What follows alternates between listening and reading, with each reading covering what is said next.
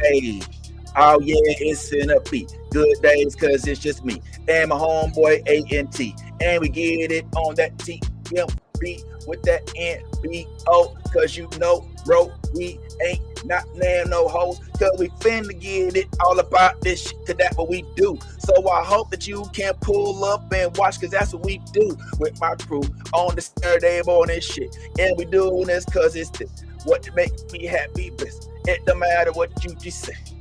Me and Will said this cause we your kingpin. Come on, we swinging in. Bring it in. I don't know. Hey, what's going on? Good morning, everybody. You already know what it is. It is your favorite blurred click. Ready to talk blurred shit. Let me hit that live on IG so we can invite that family in as well. And as you see, yeah, there may be a new Jedi on the horizon. I mean, I don't know for a fact that that's the case. We don't know if this dude is a Jedi. We don't know if he's just a pilot. We don't know if he's a Han Solo type. Oh, I'm just going to roam the earth until I feel like I found my princess. He could be a Sith. He could be a Yoda. He could be a puppet. We don't know. But as far as we know right now, evidently, it is official. Mr. Aaron Pierre, that's Mufasa, has joined the production of a Star Wars movie. Now, we all know Star Wars going through a little thing right now, you know what I'm saying? So what better than to give it a jolt than to inject some new blood, especially some of the newest, hottest blood that the ladies is out here loving. Yeah, the ladies seem to love on Aaron Pierre.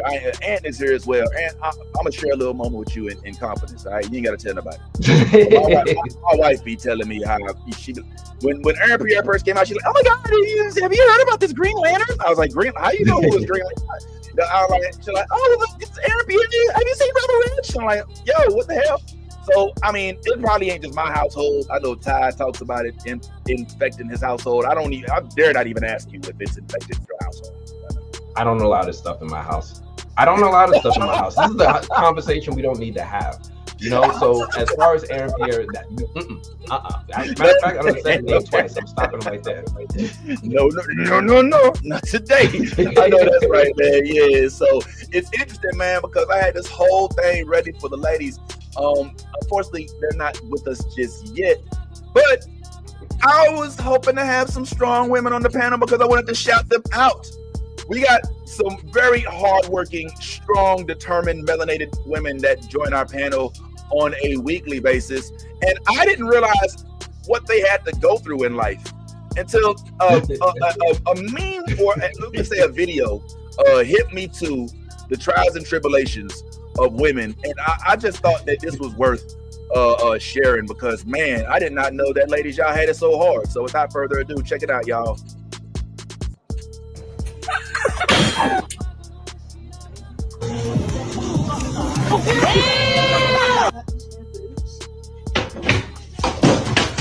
Come on.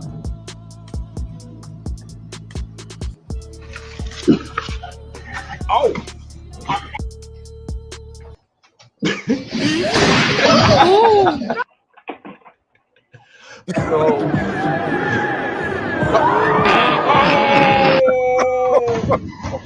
Oh man! Wait, what?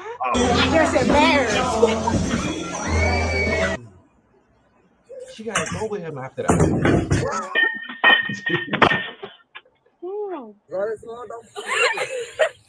No. Oh. Oh man! Oh, damn it!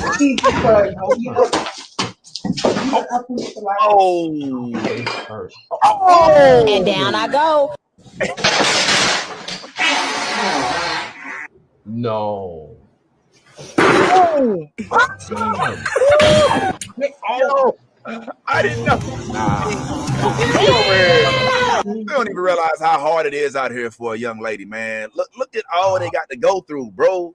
The dogs, the heels, the balance, the weightlifting.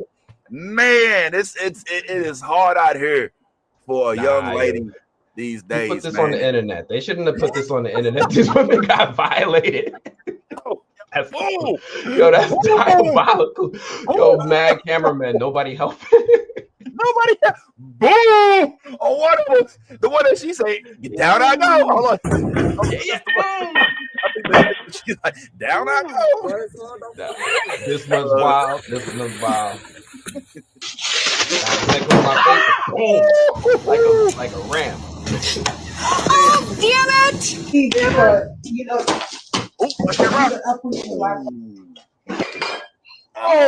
And down I go. And down I go. That down I go, the one that got me, dog. I'm sorry. Was unnecessary. The part was unnecessary. Like, what if they added that? I hope that these women get the credit that they deserve. Good morning, y'all. Good morning, comment section. Good morning. Yeah. I know. I'm sorry. We just having a little fun this morning, man. Listen, what you want us to do? I want to shout the ladies out because I know that they have to be excited, Lisa, since we have a new member of the Star Wars universe. Now, I'm going to keep it 100 right quick for a second. All right, let's just go ahead and be fully candid. I'm just going to step outside the box and break the bar here. I'm going to do some Deadpool shit right quick. I didn't put this shit up here for me. I did not put this. I was not trying to. I know. We always want to be inclusive, and so I know we have women that are fans of Mr. Pierre that are on the show, and I thought that it'd be a good day to spotlight that and whatnot. And unfortunately, our ladies are unable to attend at the moment. So I'm not gonna sit here and gush over this nigga. I know that. I know that. Nah, it's all good though. We got a lot of ladies in the comments who are letting us know how they have their love and affection for Mr. Aaron Pierre. That's Mufasa. Yeah, Aaron Pierre. That's Mufasa. Yeah. All right. Well, good for y'all, man. I'm happy for the ladies. So comment, ladies. Can y'all please tell us how y'all feel in the comments in the chat? Is this move exciting to you? Does this make it work? I mean, does this kind of make it so that, are we happy? Are the waters flowing? Is the juices working? I'm just trying to find out because I don't see any project that you can attach this man to that it won't excite the masses. Well, at least, the woman masses. And I mean, as of right now, we do have confirmation. Let's go ahead and read for you real quick, if I may. It says that the latest Star Wars movie for our Spotify listeners, thank you, by the way, as well as our iHeart Media and all those other Star Wars Starfighter began rolling cameras in the UK Thursday, with Lucasfilm marking the occasion by unveiling a full cast. Flynn Gray, Aaron Pierre, Simon Burt, Jamil Westman, Daniel Ings, Amy Adams. Amy Adams, of course, she was Lois Lane, and a couple of she was Ricky Bobby's girlfriend after his wife. Directed by Sean Levy and stars Ryan Gosling. Whoa, the Ryan Gosling information is also. I feel a profound sense of excitement and honor as we begin a production of Star Wars. I feel a profound sense of excitement as we honor as we begin production of Star Wars Starfighter, as said Levy in a statement. From the day Kathy Kennedy called me up, invited me to develop an original adventure in this incredible Star Wars galaxy, this experience has been a dream come true. Creatively, personally, Star Wars shaped my sense of story. What can I do? How can characters, cinematic modes can live with us forever? To join this storytelling galaxy, which with such brilliant collaborators on screen and off, this is a thrill of a lifetime. My guess, is that this is going to really focus on the TIE fighter, the X-Wings. It's kind of like a live action Rogue Squadron, if you will. And I suspect that it's kind of going to be like a cast of Poes from the sequels, right? Like the role that. And I'm not a fighter pilots. Yeah, a bunch of fighter pilots, and here's what I'm hoping for.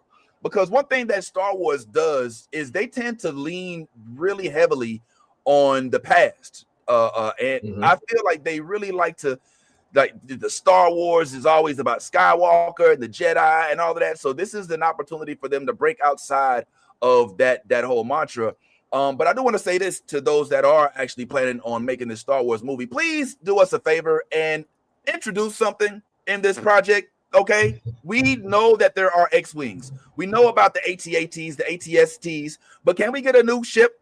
All right, we know about the Millennium Falcon. We don't need the more Naboo and stuff. Can we get something new? We're going to need new villains. We're going to need new ships. We're going to need new armor, new firepower. We're going to need to see new shit. All right. So please don't inundate us with stuff we already know about. With Star Wars, we have decades of source material. And I'm not just talking about the movies. I'm talking about comic books. We're talking about novels. Okay? Please dip into a book and find something that the collective whole Star Wars community loves and tap into it. Does not have to be only reliant on just what we've seen in the theatrical versions of Star Wars. That is one way y'all will keep losing. All right. One thing that Acolyte did that I feel like did not get enough credit for was it introduced the concept of Jedis being villains. Build on that. That is beautiful. What a way to redo your entire franchise by taking what we knew and flipping it on its head.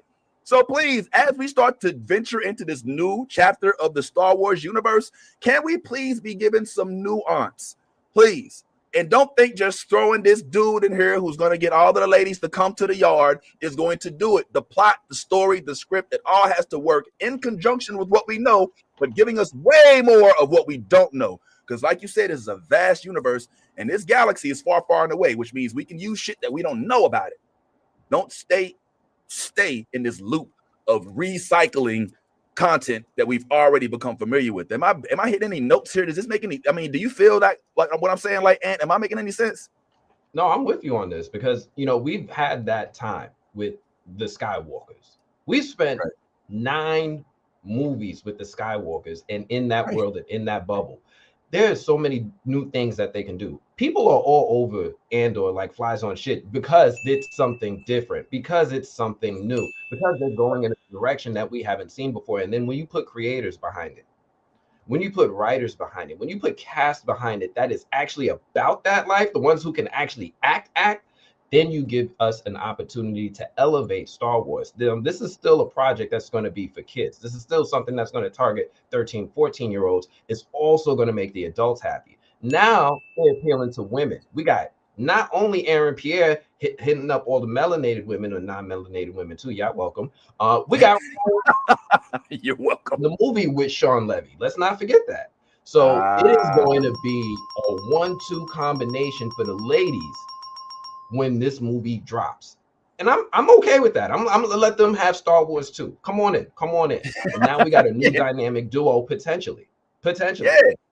I mean, Star Wars is for the children, and the women, and the men, and it's for everybody. All right, it's for everybody. Like white. And but I do like the concept of turning melody. Like, how much I would love to pull up to the next trail ride with all the young ladies with their boots and where your fans at, and they like, girl, you got your tickets to see Star Wars yet, bitch?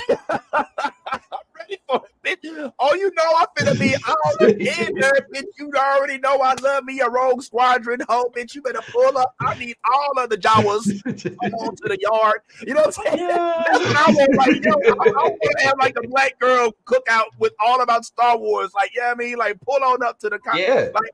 I know my dog Ty feel me, man. Ty, I know you excited about Aaron Pierre pulling up to the thing, bro. We know you were so excited. Yeah, that's my boy. Yeah. He hit me up. Yeah, Aaron hit me up, told me the good news.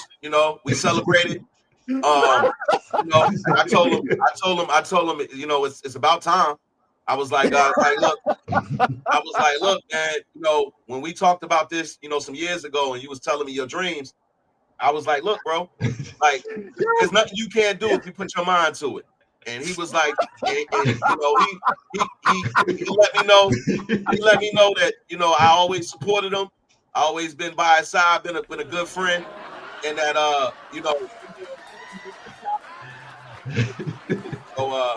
thanks, Aaron. Keep it up. Keep up the good work, brother. Keep up the good work. Was that pillow talk? This is a little weird. Pillow talk. Pillow talk, man. Yo, all right, well, grown man. Yeah. Just look, we was just basically saying, listen, if Aaron Pierre builds the Star Wars audience, especially if it puts an uptick in the percentage of Black women that are interested in Star Wars, then that is going to be a net plus for us.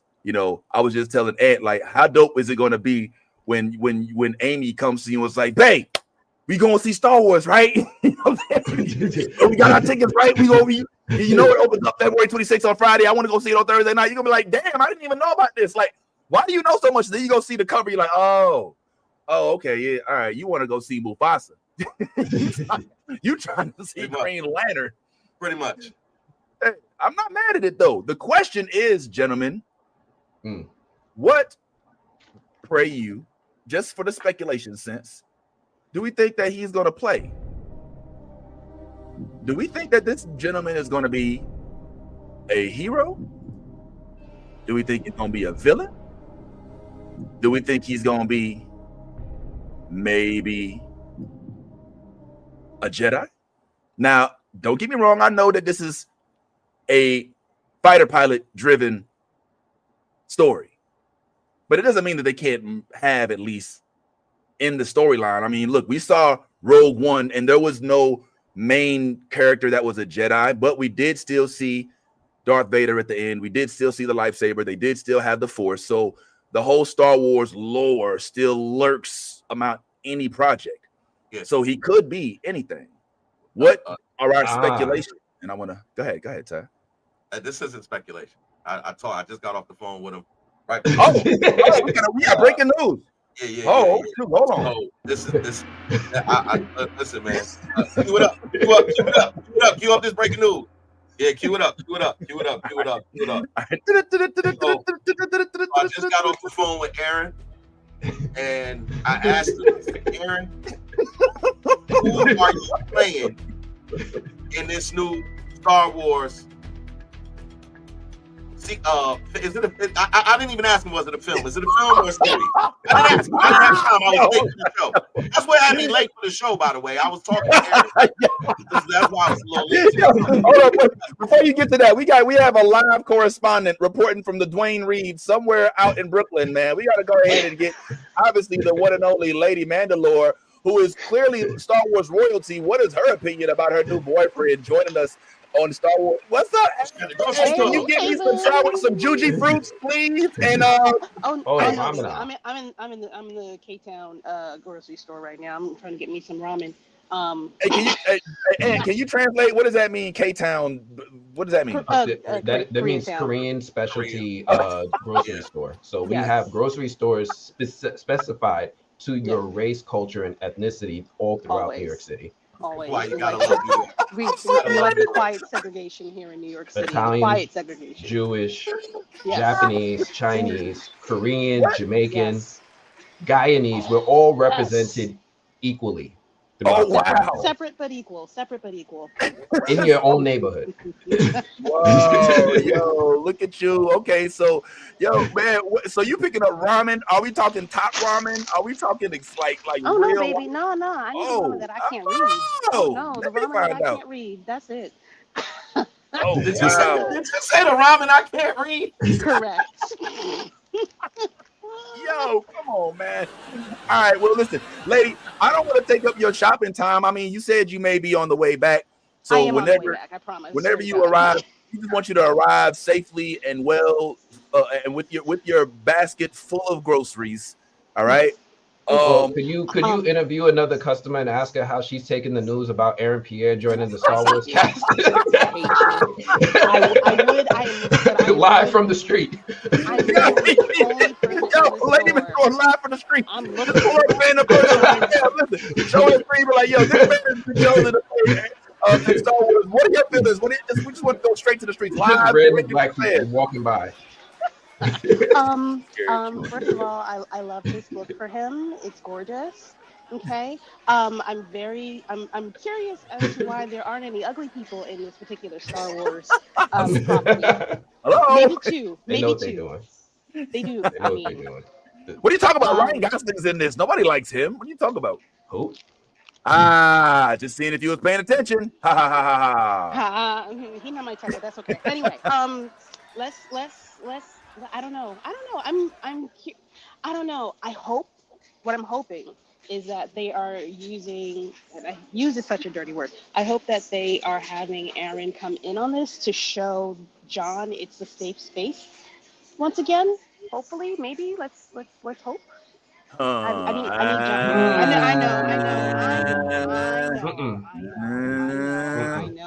John. I know he ain't coming back. But if they make the effort, we still win. As long as you make an effort and you stay consistent, there we go. We could still win. I think the only thing gonna bring John Boyega back is an apology, some restitution, and his own project. Frankly, like he's gonna need. He needs a solo Finn project. Yeah, we win. Literally. So yeah, if this helps bring Boyega back, then I'm all here for it. But I don't see that. I see it more as a, hey, by the way, we got this dude over here. So I mean, I know that happened. 1,000% feels that way. But I am also still not going to complain because yummy. Lady, when you gonna be home, lady? Say it again. When you gonna be home? Give me like 20 minutes. Give me like 20 minutes. Take your time. Take your time. I ain't trying to rush you. I'm just trying to, because the fans are demanding that they get their beloved Kira right there on her bed with the background, with the comics on the bed. They demanding right now. So I just want to let them know so they'll. Hey, ask her what she think about. Hey, ask her what she think about the Aaron Pierre. The cast register. Just put her on the screen like, hey man, before you bring me up, what do you think about Aaron Pierre and joining the cast of Star Wars? Respectfully, this is a woman of a certain age. I will not be doing that to this lovely woman that is reading up my. Are you a Star Wars fan, Miss? Everybody likes Star Wars. Japan, look. Ma'am, you in the Star Wars? Are you? Like Aaron Pierre? Actually, do you watch Star Wars? Do you know what Star Wars is? Star Wars? Yeah. What do you mean the movies, the Star Wars movies? Oh, we don't have anything. No, do you like it? Oh, me? Yeah. No. See, look, I'm not crazy. I wanted to make sure. She hit Kara with the, what you talking about, girl? We don't have that. There's none of that. I said it's 437. It's 437. She's like, yeah, Star Wars. Dude, it's 437. You want to see you on back? you want Thank you. Did you know that I don't like you? We appreciate you. We appreciate you so much. This Live is from the the street. hardcore investigative journalism you won't see on CNN. You ain't gonna see this on Fox. No OAN. You ain't gonna see this on Breitbart. This is hardcore, real, on the street, direct to the patron, investigative journalism. Hallelujah. Thank you so much, lady. Yeah, sure. Yeah. Mm-hmm. This is me reporting live from the streets of New York City, asking an old Korean woman if she likes Star Wars. Back to you, Jim. Well, thank you for your service. Look, I'm gonna let you do you. All right, get back to the crib safely. Chime on in whenever you're ready. You know what I'm saying? And even if you got the pot with the chopsticks and all that, when you actually, I ain't gonna lie, like this is a nice little view of New York. Look at this. We get to see New York. Nice. All the scaffolding and everything everywhere. We do have light. There are sometimes like no shootings. No. I don't know, man. I don't know. I don't know if I'm ready to give that any credence, man. But look at I feel like I'm walking through New York right now. Shout out to you. What y'all? Any questions? Any questions from the? Oh yeah, Gothic Chica says this is quality. It's quality. We don't. It's not. We didn't do it. We didn't do it. It's not us. It's not us. All right, yo, get to the crib safe, Keita. We don't want you to have any issues because you holding the phone and got the headphones on. Oh please, no, stop it. Oh no. Okay. No. All right, well, listen, I'll tell you what. I wish. That's the quality content that y'all are looking for. It will not be found here though. Oh, I mean, if somebody happened to bump into you, you want to. Yeah, we gotta make sure we get that on camera. You know what I'm saying? Why are you getting that close to me? Why are you getting that close to me? You see me. Don't do that. We all have spatial awareness here in the city. Please calm yourselves. Calm down. Okay. All right. Well, there's a lot. Well, since you're here, and I'm definitely down to ride this wave as long as we have it. There's been another announcement made. Well, I don't know if you consider this an announcement or if it's just kind of a reveal. But since we did know about James Gunn bringing Aaron Pierre into the Green Lantern universe, and now he's doing his Starfighter. There's also been an addition to the Green Lantern show. The cast has now picked up the one and only Paula Patton to also be in the Green Lantern project. And I'm not gonna lie, it's been a minute since I've seen Paula Patton. I know that she's been lost without you. She moved on from Robin Thicke so long ago. I remember when she was in that movie with, I think it was Denzel. Uh, Oh, the Flash, the time yeah, about jumping. something about time. Yeah, it was like I don't know. Yeah, something. Yeah, it was You know good. what It I'm was saying? good. That's Like, all we need to know. It was good. It was good. he went back in time and he was himself and all this other weird stuff. But Paula Patton is an interesting selection. I'm curious as to maybe your thoughts, lady, as our designated woman on the panel. Like, what are your thoughts on Paula Patton? And then, fellas, if y'all have any opinion on this, we'll speak on it and then move right on. I like her. I like that she has work, that she found work, especially with, major TV show, or potentially major TV show. I'm for it. She's I think she's a lady's lady, Okay. if you will. I don't know what part she's gonna play though, because who's well, first of all, whose girlfriend is she gonna be? Because Wow. No, I mean, come on, don't do that. man. Come on, man. we don't have a love interest. There have been no love interests listed. There are no other female parts on that show. So if that's gonna be a sausage fest, it's gonna be a little weird. She's got to. Okay, maybe she's not somebody's girlfriend or wife, but that is a beautiful woman, and to ignore that is stupid. Oh, of course, yeah.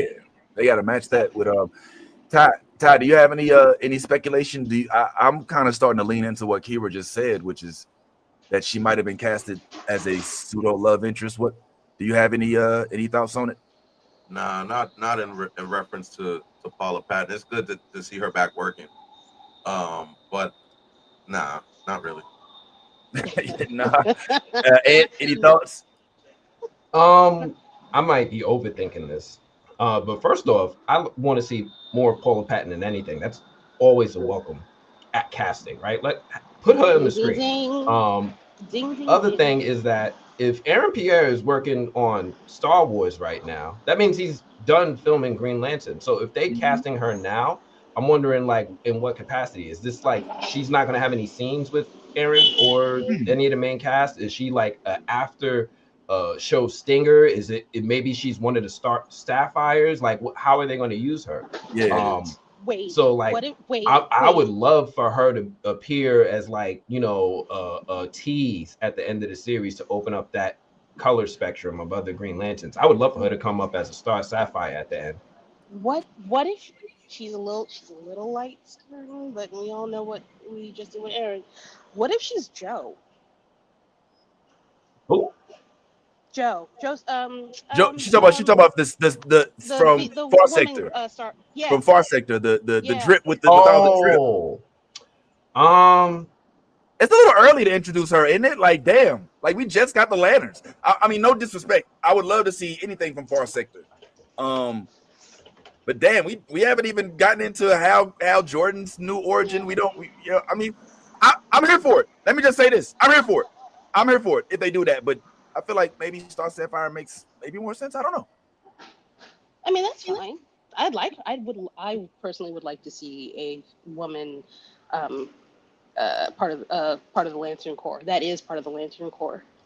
Yeah, I would too. And but if you are correct, Kira, then that would be two people that had been a term that I've coined, light washed from this universe. All right. And Paula Patton, I mean, don't get me wrong, I love her to death, but I don't know what her birth certificate say. All right. Because I think that she's a little more of a different culture, not to take away from it, but to distinguish the differences. So I think it might be a bad idea if they went that route. But she read black.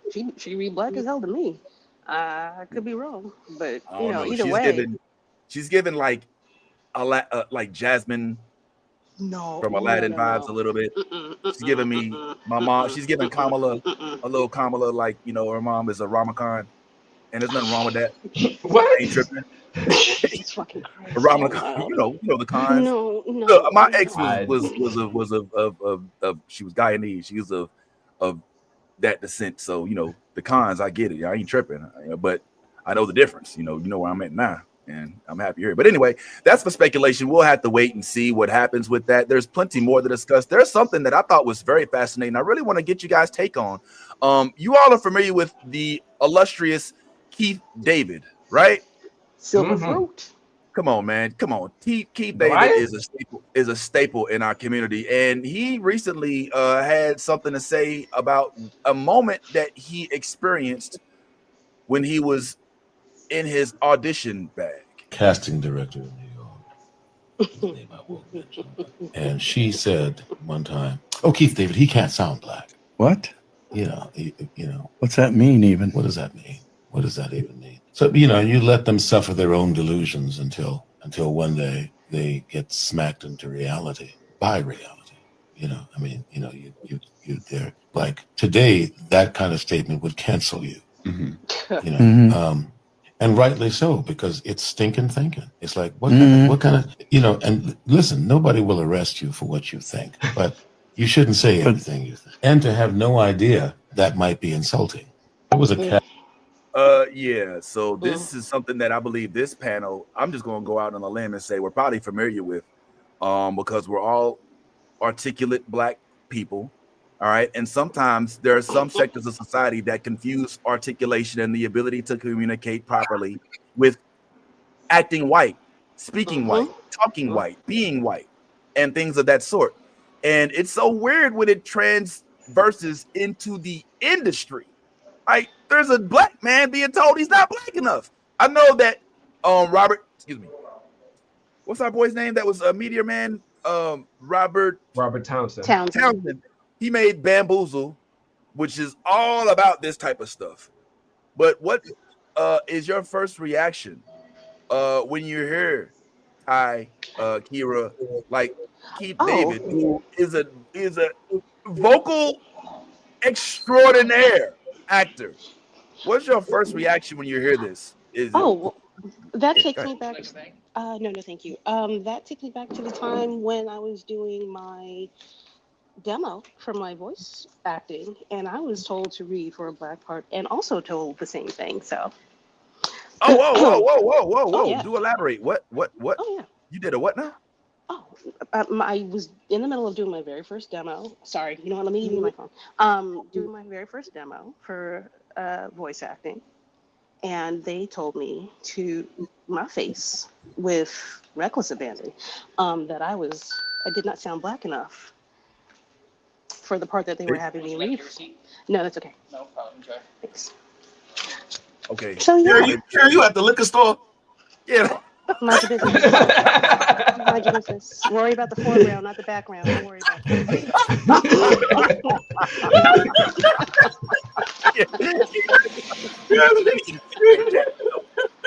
All right, now we got one more stop by the dispensary, and then we can go ahead and hit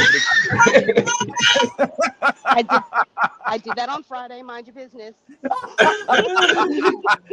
Yo, okay, come on. What did Harvey say? Okay, try being black with numerous degrees, navigating the healthcare field. They never believe me when I tell them I'm the practitioner. Oh shoot, there. Okay, yeah.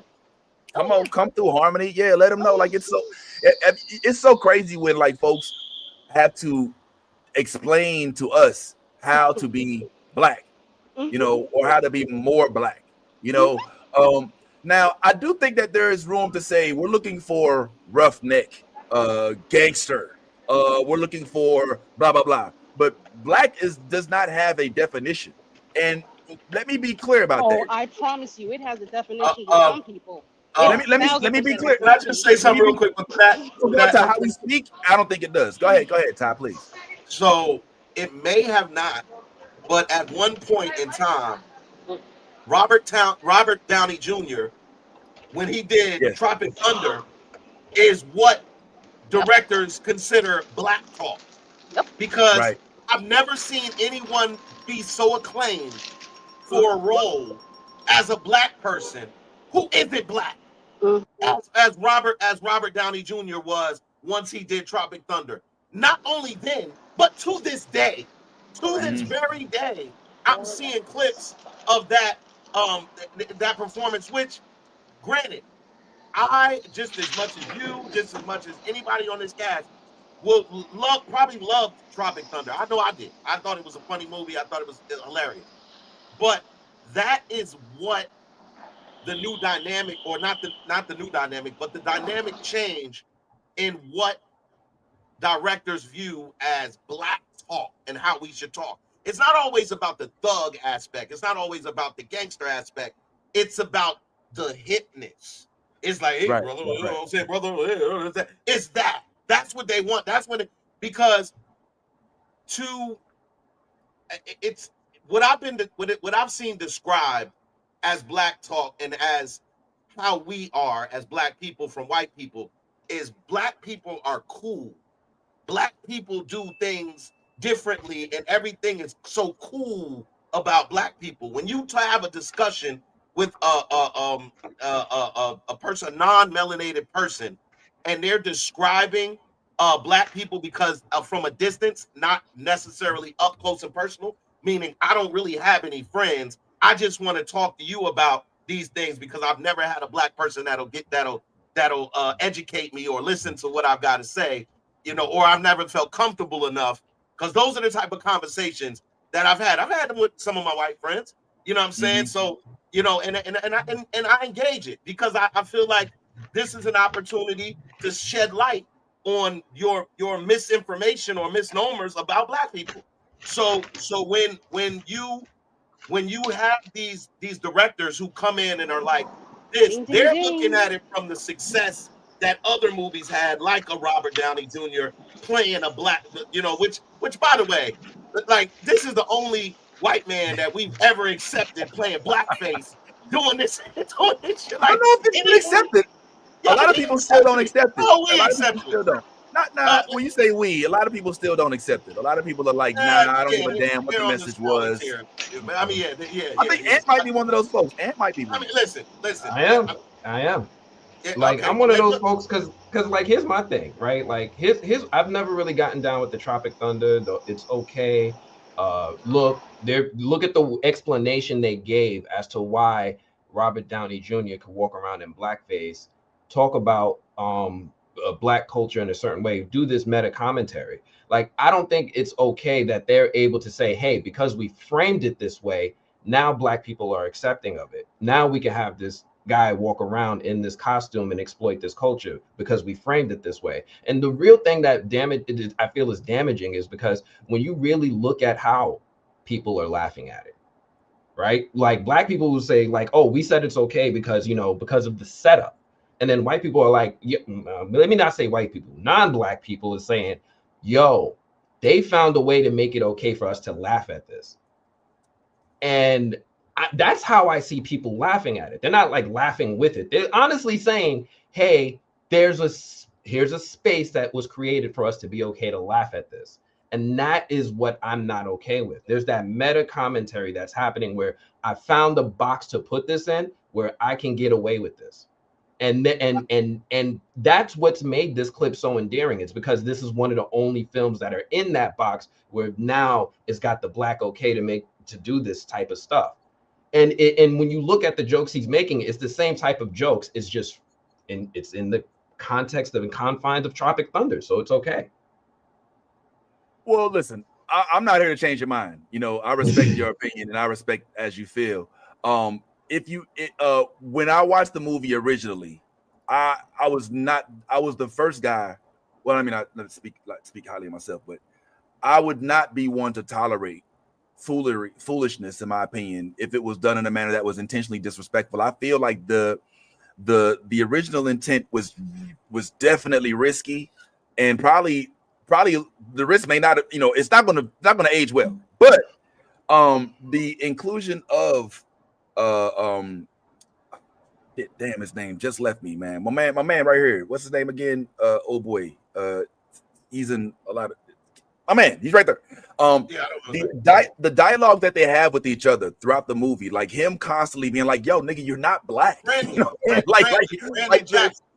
Brandon Jackson. Like, and then there was the one scene especially where he was like, somebody said Ben Stiller was like, "You people need to," and Ben Stiller was like, and Robert Downey was like, "What in the hell do you mean, you people?" And then Brandon was like, "Hey, what the hell do you mean, you people?" You know what I'm saying? Like, it was like the absurdity of a dude feeling like, as a method actor, that he can't just act like somebody; he has to become that person. I thought it's a stretch, but I also can understand because of how deeply rooted, we have been bamboozled because of things like the minstrel shows, going back to Amos and Andy and all those other things, and the tap dancing, and I get it. So I'm not sitting here trying to be on a mountaintop screaming, "You're wrong about Robert Downey. He shouldn't. He was fine." It's like, no.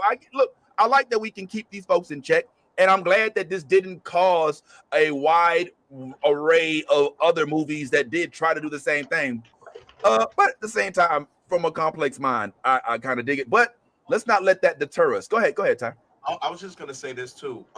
The only reason I'm even saying what I'm saying is because I just saw a recent post about this movie, like literally, and I decided just for jokes and giggles to go into the comment section and kind of just see what the temperature was in that comment section, and it was an overwhelming support. Overwhelming. There was like 1 or 2, 3 comments where they was like, "Nah, this ain't it," but overwhelming support of this role of Robert Downey Jr. in playing blackface.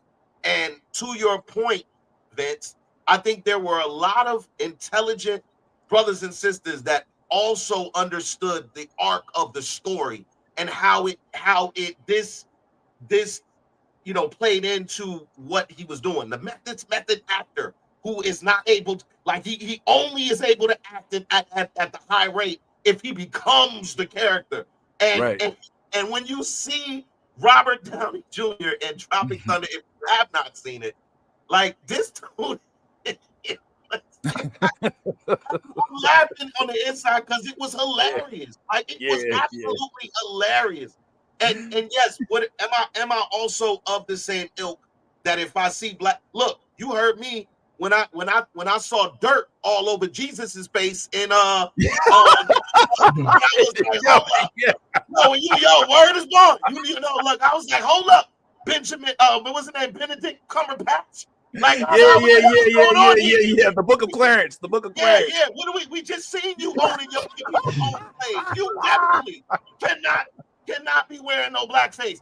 And I was told it was just dirt, and it was just. But I was like, I went back and watched that shit, and I was like, that was a lot of motherfucking dirt. It was dirt. I don't care that it was dirt. I know. It completely covered this man's face. So that's what I'm saying. Like, there's dirt. The point is taken. The point is taken. I got you. Yeah. Well, listen, man. That is a never-ending debate. I understand both sides of it. I ain't gonna lie. Like, it's complex. But it shouldn't cause any disarray here on our set. Unlike, unfortunately, what I'm hearing about the Avengers set. I don't know if y'all are aware of this or not, but evidently on the Avengers set, they might be having a little bit of trouble keeping the set together. All right, so let's go ahead and go over this, guys. So let's speculate. Doomsday, reportedly, the script has had to change because two big actors are fighting on set. Now, this is not atypical.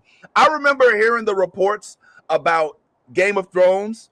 Remember the young lady that played CC Lannister, the one Lannister. Cersei. She was Sansa. No, not CC. Cersei.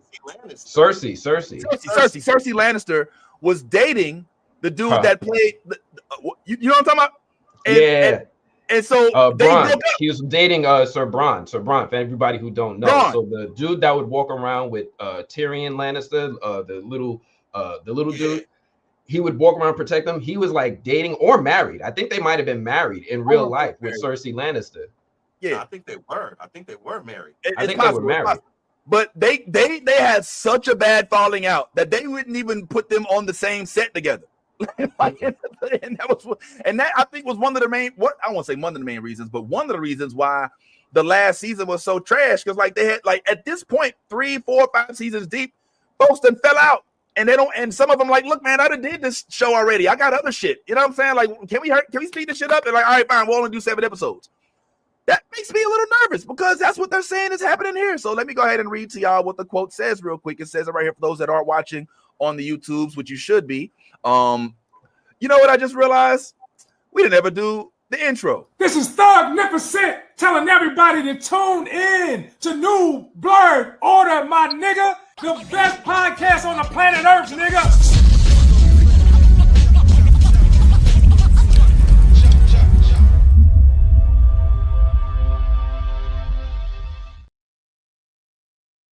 Spent way too much time making that for me to not use it anyway. Get more often just to play it. I love that. I'm like, man, you know, all my life I had to fight. According to the insider John Roca, there was a fight on set between 2 big actors in Avengers Doomsday, resulting in the script having to be changed afterwards. Okay, here's the first commenter, Art Hit Kacker. The fuck? Read another news that it was RDJ and Ryan Reynolds. Now, this is all speculation, guys. I don't have anything to confirm that the speculation is true. One actor reportedly made an offensive comment that, quote, crossed the line, causing a confrontation. The scene between the two actors had to be rewritten. Now, this is a lot, man. That says a lot to me because that means that I wonder if they tried the whole, all right, everybody back to your trailers. All right, I'm going to send my representative to your trailer. I'm going to send my representative to your trailer. Can we have coffee? Can we talk about it? Can we iron it out? Did they try all of that first and then say, you know what, it's irreconcilable. We just got to write them apart. Like, and also, who do you think it may be? Are we now? RDJ's in it. All right. Ryan Reynolds is out. Mark Ruffalo. Ryan Reynolds. No, he's not. Ryan Reynolds not in it. Okay. We've got Tom Holland. All right. Tom Holland is in it. Anthony Mackie. Yeah. Tom Holland's supposed to be in yeah, if I'm not mistaken, somebody correct me if I'm wrong, but I believe that Spider-Man is supposed to be in the next Avengers. Right? Even if it's his name on the chair. No? Hey, correct me if I'm wrong. Please don't let me spread misinformation. Shout out to those of y'all following and watching on Instagram right now. I don't really do Instagram that much, so if you watch it on Instagram, please come on over to the YouTube page so we can have a decent conversation. Instagram is like the projects. All right, so come on to the crib. We'll let you inside. We'll give you the gate code and all that.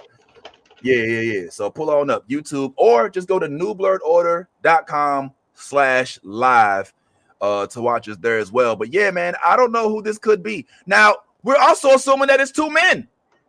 All right, it might be 2 women. I mean, we've let the fake news, just because they got Robert Downey Jr. face on here doesn't mean that it's any of them. It could be Scarlet Witch and Miss Marvel. You know what I'm saying? We don't know. It could be Loki and one of the young ladies. You know, but damn, to have to rewrite it. I don't know, man. At some point, as a director, let me ask you this real quick, then we'll move on. As a director, do you have the right to be like, yeah, fuck that shit, man, squash that shit? You fucking up my movie, bro. Like, can y'all just be can y'all be professionals and just act your role instead of trying to sit there and have a petty little fight in this multi-million-dollar production that we're trying to put together here? Is there some rule, some cadence, something for Kevin Feige to go up in the room and be like, yo, I don't give a fuck about y'all little problems. Do that shit at home. We got a whole multi-million-dollar movie to make right here. So, yeah, you're going to act with them in the script because that's what the script says, because that's the way that we originally intended. Why Cowtown? This has to be a big act, right? That's all I got to say. Y'all ain't got nothing else to spread on that. Nah, so I'm looking at it like when you look at the cast lineup, right? You really look at the cast lineup and you think about Marvel. This is Avengers Doomsday. There's not millions of dollars on the line. There are billions of dollars on the line per Avengers movie. And for them to sit there and say, even though there are billions of dollars on the line, we're going to rewrite the script in the middle of the production for this situation. I feel like I agree. It's got to be a really, really big name or two in the production. And when you look at like the names in the production, you look at like, you know, the Vanessa Kirby's, the Pedro Pascal's, the James Marsden's, the Louis Pullman's, Alan Cummings. Those names I don't think are big enough. There's only a couple of names that could really crop to the top to really make Kevin Feige and Marvel really change their course of action, right? Robert Downey Jr. is just a given. I don't think anybody is under the impression that Robert Downey Jr. is not one of the two people involved. Marvel will move mountains for this man, 100%. We've seen it. We've seen them do it. So everybody believes him. The other person I would think has to be an Academy Award nominee. How many? Who all is listed? Do we have a list of the cast? Do we know the official cast for this movie? They had that slow ass live stream. That shit, man, that messed up my whole damn day live stream. Shout out to Marvel. It took like it was like just a chair for like 4 hours. It was just sitting there with the back of a chair. Yo, wow. You think Mr. Raw Dog? You think it's Black Widow? You think Scar? She's dead, bro. She's not in Avengers. You talk about Yelena? If you talking about Yelena, then yeah, cool. Pedro not well. Pedro, I don't know if Pedro. You ready? Nah. Do you want the official cast? Come on, Ty. The Come on. official cast for Avengers Doomsday: Chris Hemsworth as Thor, Vanessa Kirby as Sue Storm, Anthony Mackie as Captain America, Sebastian Stan as Bucky Barnes, Letitia Wright as Shuri, Paul Rudd as Ant-Man, Florence Pugh as Yelena Belova, Simu Liu as Shang-Chi, Tom Hiddleston as Loki, Patrick Stewart as Professor X, Ian McKellen as Magneto, Rebecca Romaine as Mystique, and Robert Downey Jr. as the new villain, Dr. Doom. The cast also features many other established and new Marvel characters such as Pedro Pascal, Mr. Fantastic, Joseph Quinn, and Kelsey Grammer as Kelsey Grammer. Yeah, and then there's Paul Rudd, Channing Tatum, Ian McKellen, David Harbour, Danny Ramirez, Tenoch Huerta is Namor. There's a lot of people here. There's only a few Academy Award nominees. Do you see Ryan Reynolds' name on that list though? Nah. So people are speculating Reynolds because of his Instagram post, right? Because he had something where he posted an image of the Avengers logo spray painted in red, and I'm like, I don't think that's for Doomsday. It's probably for Secret Wars. He's probably just signed the deal for Secret Wars. But as far as like who's in here that they would change the script for, it's got to be Robert Downey, and if I had to guess, maybe Brie Larson. Whoa. Like she's got pull within a lot of. That makes a lot of sense.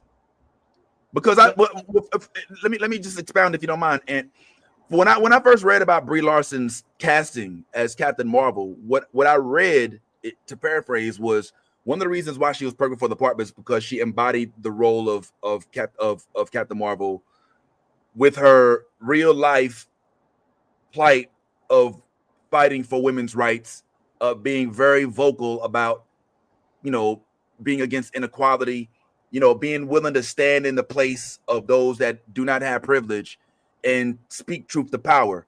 And it's one of the reasons why they wanted her to have that role. And then you look at a person like Robert Downey Jr., who people are noticing is noticeably absent when it comes to to public relations, to public issues such as George Floyd, Black Lives Matter, the standing of this, like things like that, and especially when it comes to the world of politics. So it does seem credible that a Brie Larson who's staunch and steadfast about her political views would be confronted with an arrogant fuck like RDJ. By the way, we love you, RDJ. If you want to come on the show, I don't mean it like that. You know what I'm saying? I'm just saying, like, I'm just assuming that because of the fact that you literally have been killed and revived, in a movie, like you can safely assume that not Deadpool, but you are Marvel Jesus to an extent. So I can see it going to your head and being like, yo, look, this project doesn't happen without me. So I need you to not look at me in the eye when I come and talk to you. You know what I'm saying? On some old Christopher Nolan shit. And her being like, bitch, who the fuck is you? Nigga, you're dead. Like, we had to get you, like, take this away, and what do you got? Dr. Dolittle? Is there a Sherlock Holmes 3 coming out? Oh, you gonna, You know what I'm saying? So If I he don't wants know. it to. I like that theory, and I really like that theory. Come on, Ty. So with that theory, you're basically saying that the studio supported his if this scenario is true, would support this arrogance and also then uh take off Brie Larson from the cast to think. I don't think so. No. This No, that's not what I'm saying. What I'm are you saying saying? that they might say, yo, these two superstars they have too big of personalities for us to try to mitigate this, so let's just write them apart. So again, you would say that in that scenario, you as the studio are saying, Bree, we're sorry, we're going to take you off the movie because you guys can't get along. Whoa. And Who said anything what? about taking off a movie? They didn't say they took anybody off a movie. Mm-mm. They said they rewrote the script so that they don't have scenes together. Yeah, they don't have scenes together. So just yeah, that's all. Oh. And my whole thing is that I don't know if any of that is true. I'm just saying if these two names were the ones that were the names, I would believe it because of what I've heard about their personalities and how I think that it could happen. Brie Larson, like you guys mentioned, very strong, opinionated person. Robert Downey Jr., also very strong, opinionated person, also with a lot of influence within Marvel. Whole lot of influence within Marvel. There's not any actor I could realistically think of that they would put at jeopardy billions of dollars on an Avengers movie other than Robert Downey Jr. It just doesn't sound. I would never believe that, honestly. I totally agree with that as well, but I'm just saying, like, Ryan Reynolds specifically has had accusations made about him and his mouth too. I was like, yes, old boy said he would never work with him based on the stuff that he said to him. And I don't know the guy's name, but those he stands by that. I've seen him on multiple podcasts talking about it. TJ. Yes.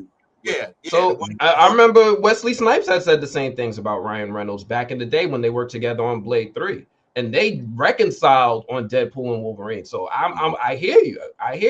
Yeah. But it's just that as of right now, he's not officially listed on the cast. So I'm just working within who's officially listed on the cast that I think could do it. But I hear you. I see all the reports too talking about it being Robert and potentially Ryan. I would throw one more name out there. I think Mark Ruffalo could be a contender. Could potentially be somebody that rubs his feathers the wrong way too. Because Mark Ruffalo is also outspoken. He's one of those dudes who gets a lot of hate because he'll speak his mind on Twitter or whatever. And then everybody like, don't you have a movie to not be in? You know what I'm saying? Shit like that. And so but at the end of the day, we have no idea. You know what I'm saying? So all we can really do at this point is speculate that this is going to be one of those two. But I like Ant's theory. So yeah, AC360, if you're watching, chop this up and then ask our tentative viewers and followers, who is it that y'all think beefing on the Avengers Doomsday set? Let's move forward. Speaking of changes in the set, I'm gonna keep this real, guys. I don't think this is real. I don't know. I have no verification of this. I was sent this morning, and it kind of took me by surprise, and I just thought I'd share it with y'all real quick. And I'm not gonna lie. I'm trying to figure out how I feel about this because it's a complicated one. All right, drama sells. So the CEO of Disney Studios has announced plans to continue the Tangled project with Francesca Amewuda Rivers chosen to play Rapunzel, bringing a new kind of magic. All right. So live action? I would assume so. That I mean, it says what let me read again. To continue the Tangled. I mean, Tangled is already an animated project. So I would assume that if they're bringing this to the theater, then it would be a live action production. And I'm not gonna lie. This now before I sit and try to do this whole but she can't. I want to I guess give if first of all, no clue if this is true or not. Zero. And my inkling is to say probably isn't. So for that matter, I probably shouldn't even talk about it. I don't even want to give it no credence. Do y'all have any opinion? Because I don't even want to speculate on this, honestly, because like this is like, yo, all right, look, I'm just gonna throw this out there. How about that? This is a simple mention. Let's not even use this as a topic because this is a minefield. This is a minefield, bro. There's so many different ways to approach this. If this is Rapunzel, I'm not. Oh, hey, I like this. I'm not necessarily disturbed by the idea of including different images of Rapunzel. So we'll see where it goes. But for the time being, yeah, I'm just gonna leave this. I'm just gonna consider this an announcement. In fact, hey, let's let the comment section speak for us. How about that? So, hey, chat, are y'all thinking that this is just more of a? What say you? Let's just go ahead and read what it is that they're saying out here. Okay, we say Harmony says she doubts it. So the jokes are going to be horrible. I can already hear the right-wing jokes. Oh, that's not about that. Yep. Yeah, that's basically it. Yeah. Moving right along. Let's move on to something else. All right, in other news, y'all like Lord of the Rings? Yeah. All right. Well, evidently there's a new Lord of the Rings production in talks, but there's a twist. This one centers around Gollum himself. Looks like it's going to begin production next year. And I'm gonna tell y'all what my issue is with this. So this is about Gollum, who is a side character, or you could say a very powerful character or whatnot, in the Lord of the Rings movies and in the books and everything. But it was played by a man named Andy Serkis. Y'all remember Andy Serkis? He also was Claw in the Black Panther movie. But this is going to be directed by Andy Serkis. I think it's being produced by Andy Serkis. You know what I'm saying? Nah, what you call it? What's his name is still involved. Peter Jackson. He's the producer. Yeah. So Peter Jackson is producing it. Andy Serkis is directing it, and he's directed stuff before. But I just haven't been a fan of the work that he's directed. For those of you who don't know, he was the director of Venom 2 with Carnage and brought us Woody Harrelson as Carnage. So, you know, now he's given the keys to Lord of the Rings and Peter Jackson's blessing to continue the saga in cinematic form. And he decided he wanted to give us some more Spiegel. Oh, no. It's not going to work. It's not going to work. That's not a good formula. Man, the first thing you do when they give you the keys is you go back to your own character that we done already. So we got a Gollum prequel? That's what we want? Monster sweet sauce. Monster hot sauce. Well, that's what we want. That's what the world wants right now. Wait, is he starring in it? And yes, baby, yes, no. yes. That's double. He's swiping. No, yeah, man. He should have swiped right on this project. Now, don't get me wrong. I don't want to take away from Andy Serkis's potential, but it just feels like in the past, not always, but it seems like with the exception of like Braveheart, a lot of movies that have the lead actors' fingerprints all over the script, all over the directorial act, it feels like they don't always work out that well, you know? So I have very little hope, and I'm gonna keep it real also. This has no source material. The one thing that most, with the exception of Rings of Power, but most of the Lord of the Rings productions had the luxury of is having J.R.R. Tolkien's books for source material, right? That's for Hobbit and for Lord of the Rings. Here we're coming up with a backstory for interesting, but not a main character. And we're supposed to be, I don't know, man. I'm very skeptical. So I'd like to see more. Didn't we see in the Lord of the Rings movies like the flashback periods of Gollum? Yeah. Didn't we already? Yeah. I mean, like, what more can you show us? You were a hobbit. You came from came from the same place that Frodo Baggins and all them came from. You're out here with your homeboy. You wind up killing your homeboy because he wants the ring, and then you get the ring, and then that's your story. Your story is now I got the ring. I push it, and you're like, so you hold on to the ring until it literally turns your body into something else, turns you into something else. And now you're in caves in the dark eating fish and whatever else you can get your hands on.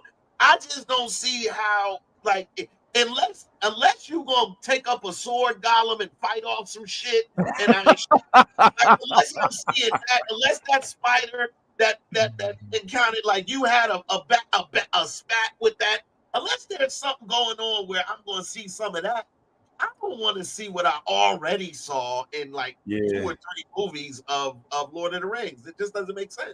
Well, it may be worse than that, Ty, because it's not necessarily a prequel. I mean, let's look at what it says. It says it's called The Hunt for Gollum. So my assumption would be that this exists within it's somewhere between Hobbit and it's somewhere between the first Hobbit and the last Lord of the Rings, where they have to find Bilbo. So we're dealing with Bilbo. Instead of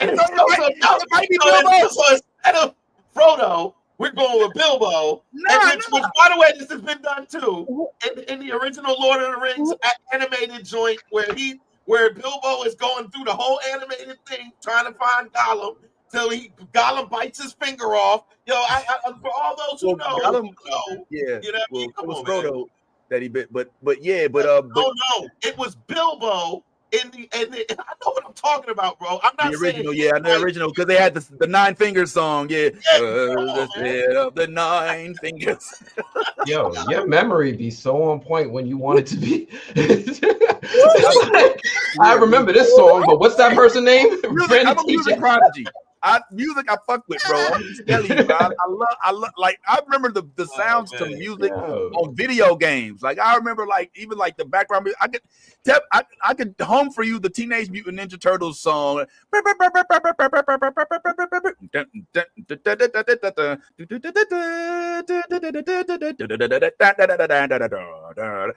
the I remember these things are it sounds so weird. There's some like quantum physics freaking pocket universe inside my head that has like a whole iPod just completely full of irrelevant music that I just happen to recollect. By the way, welcome. Thank you for arriving safely. Good. Hey, one time, Lady Mandalore, she survived the streets of Gotham and made it back to the crib. All right, so that's dope. But this is the hunt for Gollum. Kira, we haven't had a chance to talk about your Lord of the Rings love or lack thereof. Are you a Lord of the Rings person? Does this intrigue you at all? What say you? No. I mean, this specifically, this mess? No, I'm not here for it. Y'all fucked up the last couple of movies. With oh my God, those movies. All right. Cinematically, visually, yes, I'm here for it. Yay, let's have fun. But where's the story, boo? I need to be pulled in. I need to want more, and I don't get that from these movies. By the way, you've stolen 9 hours of my life from the first movie. Stolen. I can never get those back. Was I entertained? Yes. Did I fall asleep and have some good naps? Absolutely. That's not what I'm here for, though. This movie is not telling me anything. Like y'all have already said, it's not giving me any new information. Right. The only thing I can think of is maybe it's the time. Oh God, I hope this is only one fucking movie.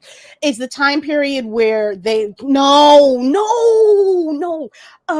two, where Gollum has the ring and he's running through the forest, and it's the slow transition of him becoming the fuckery that he ends up becoming. That's the only way I can see this movie being a thing. But Kira, in that instance, you'd have to assume that the world is aware that he has the ring. Because the one thing that Gollum did is that he kept it secret for so long. And we didn't learn about its existence until Bilbo wanted to disappear to do a little trick at his little going away party. And it was like, oh shit. The eye was like, oh, there you are. You know what I'm saying? The hunt for Gollum can still I see you. Stupid. Childish. It could still be the hunt for Gollum. They just don't happen to know his name. They're not going to call it the hunt for the ring, because it's already been done. Right. So it's still the hunt for him. They just don't have a name for him. The ring being sought after never ends. It never ended. So me too. All right. So I have a quick theory. So remember in the original, in the Foundation, the Fellowship of the Ring. Yes. They learned about the ring, right? Yes. But Sauron was like, yo, we don't know where that shit's at. So they went and found Gollum and tortured him. Remember? And it's like, and then when they was telling Sauron, Gandalf what happened, it's like, Frodo, what happened? It was like, oh, he whispered 2 words. Sauron! Thousands! Okay. That was pretty damn good. That was pretty good. That was really creepy. That was creepy. That was creepy. Baby showers so there's room for, where did you go from hiding in the caves to being brought to the 2 towers for torture by the orcs and the the Uruk-hai? That's the only space that I see within the source material that we had that allows for a search or a hunt for Gollum. But even that is unappealing to me. I want to hear more about the Eagles. Why did they just ride them shits all the way to Mount Doom in the first place? What's going on? I know, because Sauron, he can make the mountains move. It's how you fly all the way to the sky. Like, why? Anyway, sorry, go ahead. All right, so that is if you're going by the source material, which is the movies.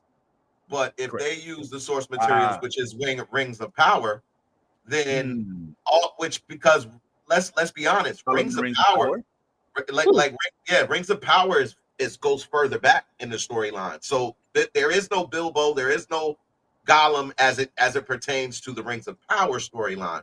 Right now, but the ring itself has been discovered, has been built, is in the I think he finished the one ring, right? What do you mean in the Rings of Power? What do you mean? Well, he made the 9. I know he made the 9 rings for the humans. For men. For men. But the Ring of Power hasn't been built yet. Is what I'm saying. Correct. Sauron. Yeah, go ahead. Sorry. Wait. No, that's all I'm saying. The one. No, the Rings of Power were made before the One Ring. That's what he's saying. You're saying the one ring to rule them all hasn't been made in this universe yet. Okay. So once it's made, everyone is aware that it is out there. So that's number one.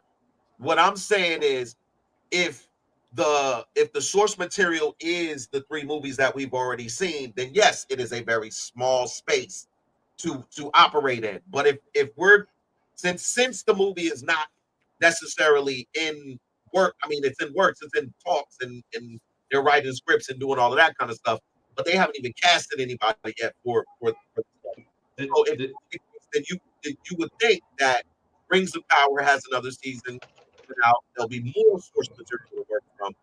And are we now going back further into the Bilbo era as opposed to because if we go back into the Bilbo era, there's so much vast that you can work with because we haven't seen it. Right. All we've seen is the animated version and whatever we're going to see from Rings of Power. And this is something that I spoke about in regards to how the universe building is working for Alien and Predator, and how they're not just building through the series that are on the series that are the live action series, but also building in the animated series as well. That kind of all goes together. So if that is the case, and other, studios are looking at their designs and saying, "Oh, this works. We can make this work." Then you now have Rings of Power to also be it within that that space. Yeah. I mean, I ain't gonna lie. It feels like there's some discrepancy. Hey, yes, what's up? Yaz is busy. All right, and I can testify that Yaz is hella busy, and I have some stuff to show you before we leave today that I was able to speak with Yaz about. But yeah, it's always good to see Yaz. Yaz will be joining us sometime soon, y'all. I know y'all listening. I've been telling you about it. But yeah, I guess look, let's just agree on this. I don't think any of us are excited by this. I don't think any of us are excited. That doesn't mean that we don't like Lord of the Rings projects. I'm sorry. Go ahead. Just want to add something real quick. My bad. I just want to add something real quick. This movie is not rumored. This movie is confirmed, right? The Warner Brothers CEO confirmed it. This movie is happening, and it's starting production next year.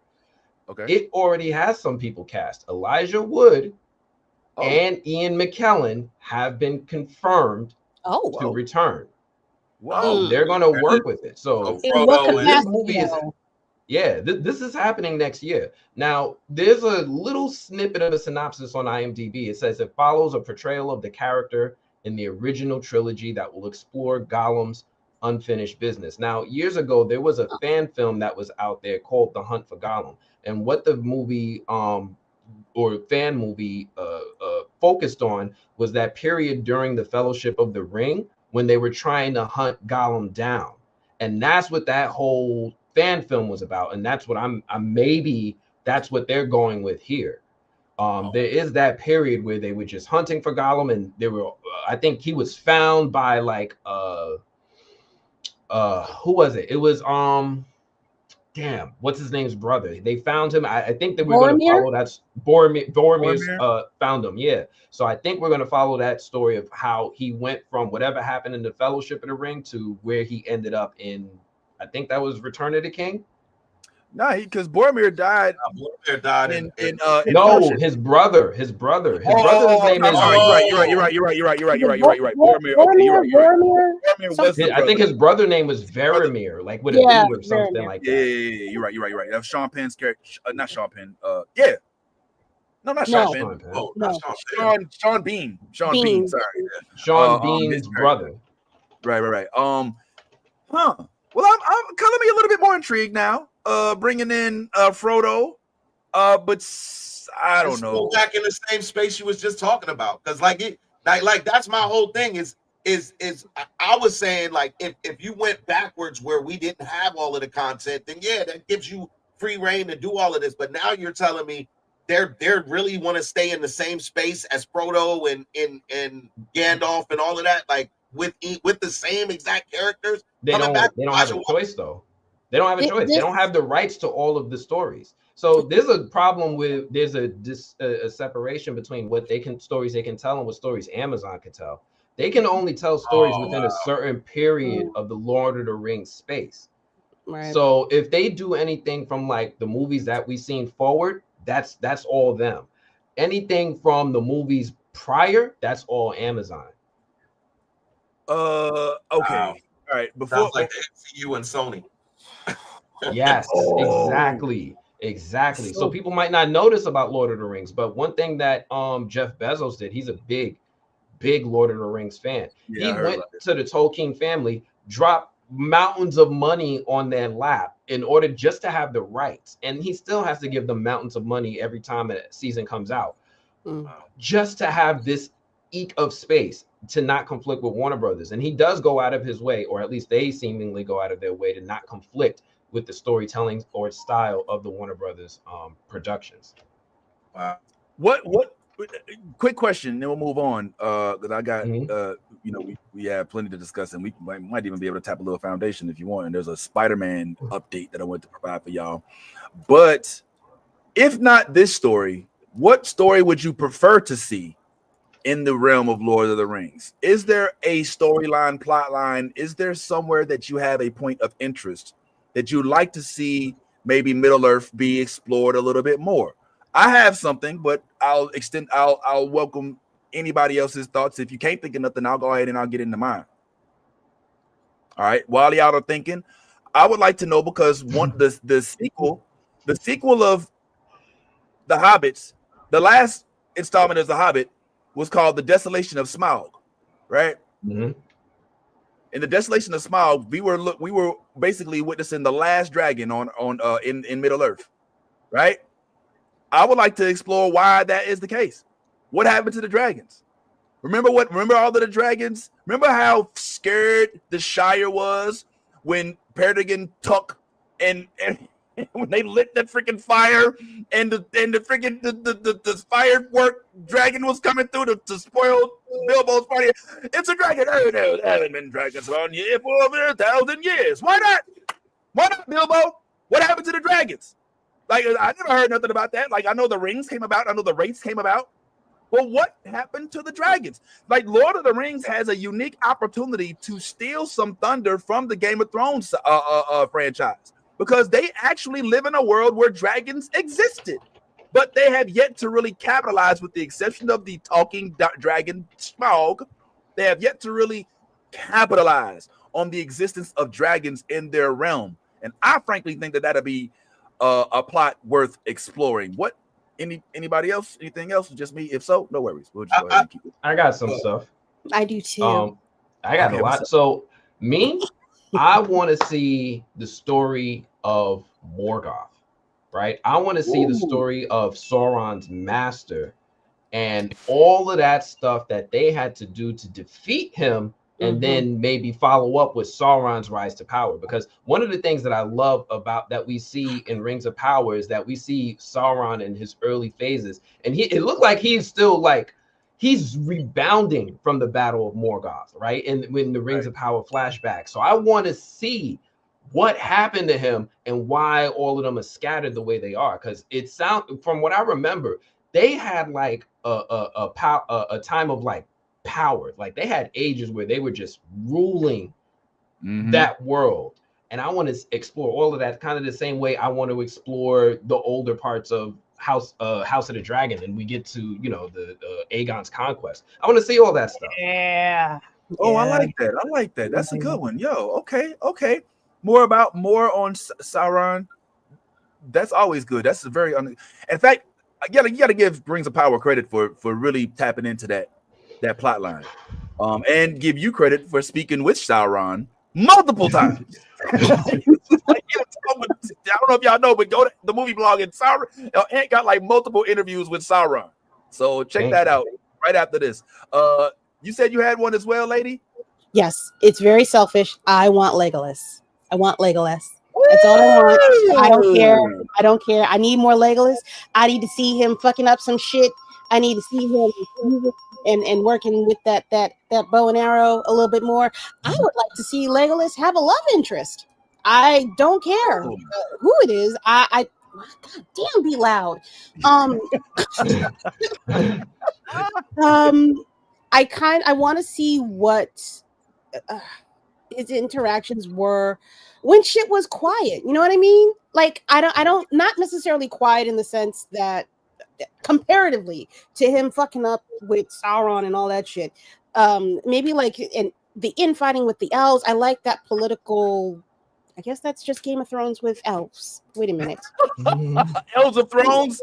Elves of Thrones. I think that's Elves of Thrones. However, I would watch that. I would watch that. Bring in Lee Pace to bring his back. Bring back Lee Pace. Yo, I really like that. I really like. Yo, you got my vote. I vote for your idea. No disrespect, Ant.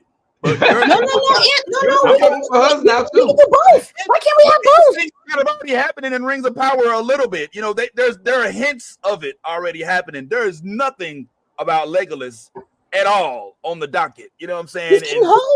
You're right. Legolas, when he slid down, about Legolas. I'm with this.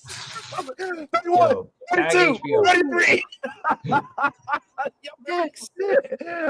He's like, oh, I'm just killed 10. He's like, I'm on 51. He's like, I'm sorry. What about him? And because he stayed behind, he didn't go on the boat with what's that man's with the rest of them, right? Yeah, Gimli, him and Gimli. I need a him and Gimli Him and Gimli. Gimli wasn't invited on the boat. Oh my God. I mean, no. Yeah, that would be. Gimli wasn't ready. But I would love a like what is it, Lethal Weapon type of fucking situation with him, them two together. Yo, that's it. Freaking yo, are you nuts?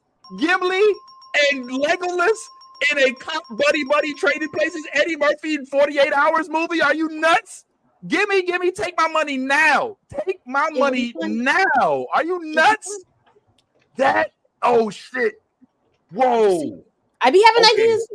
You might have just broke my brain a little bit.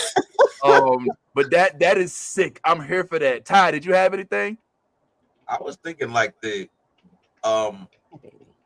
I would love to see the story of the kings that became the race or whatever those things were that worked for Sauron.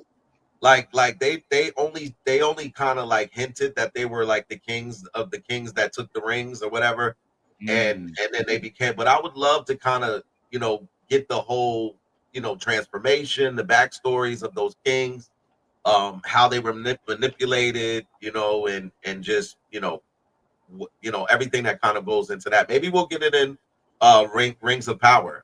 It almost feels like it has to come from Rings of Power, but if it doesn't, I would love to know a little bit more about those kings that chase you, everywhere for the ring. I feel like they did start that, Ant. They did start it in Rings of Power. They did. I mean, like, he already gave the rings to the dwarves. He gave them to the elves. Now, I think next season we're going to get into him giving them to the men. Yeah, when it goes to the men, that's when everything goes to shit. They don't know how to fucking act. They don't know how to act. You give them a little bit of power. A little bit of power. My man Isildur was right there at the edge of Mount Doom with the ring, man. My dog was like, throw it in the mountain. He's like, nah. Yo, you need the air, Pierre. Yo, I was thinking about throwing your little ring in the little mountain. Then I was like, nah. I was like,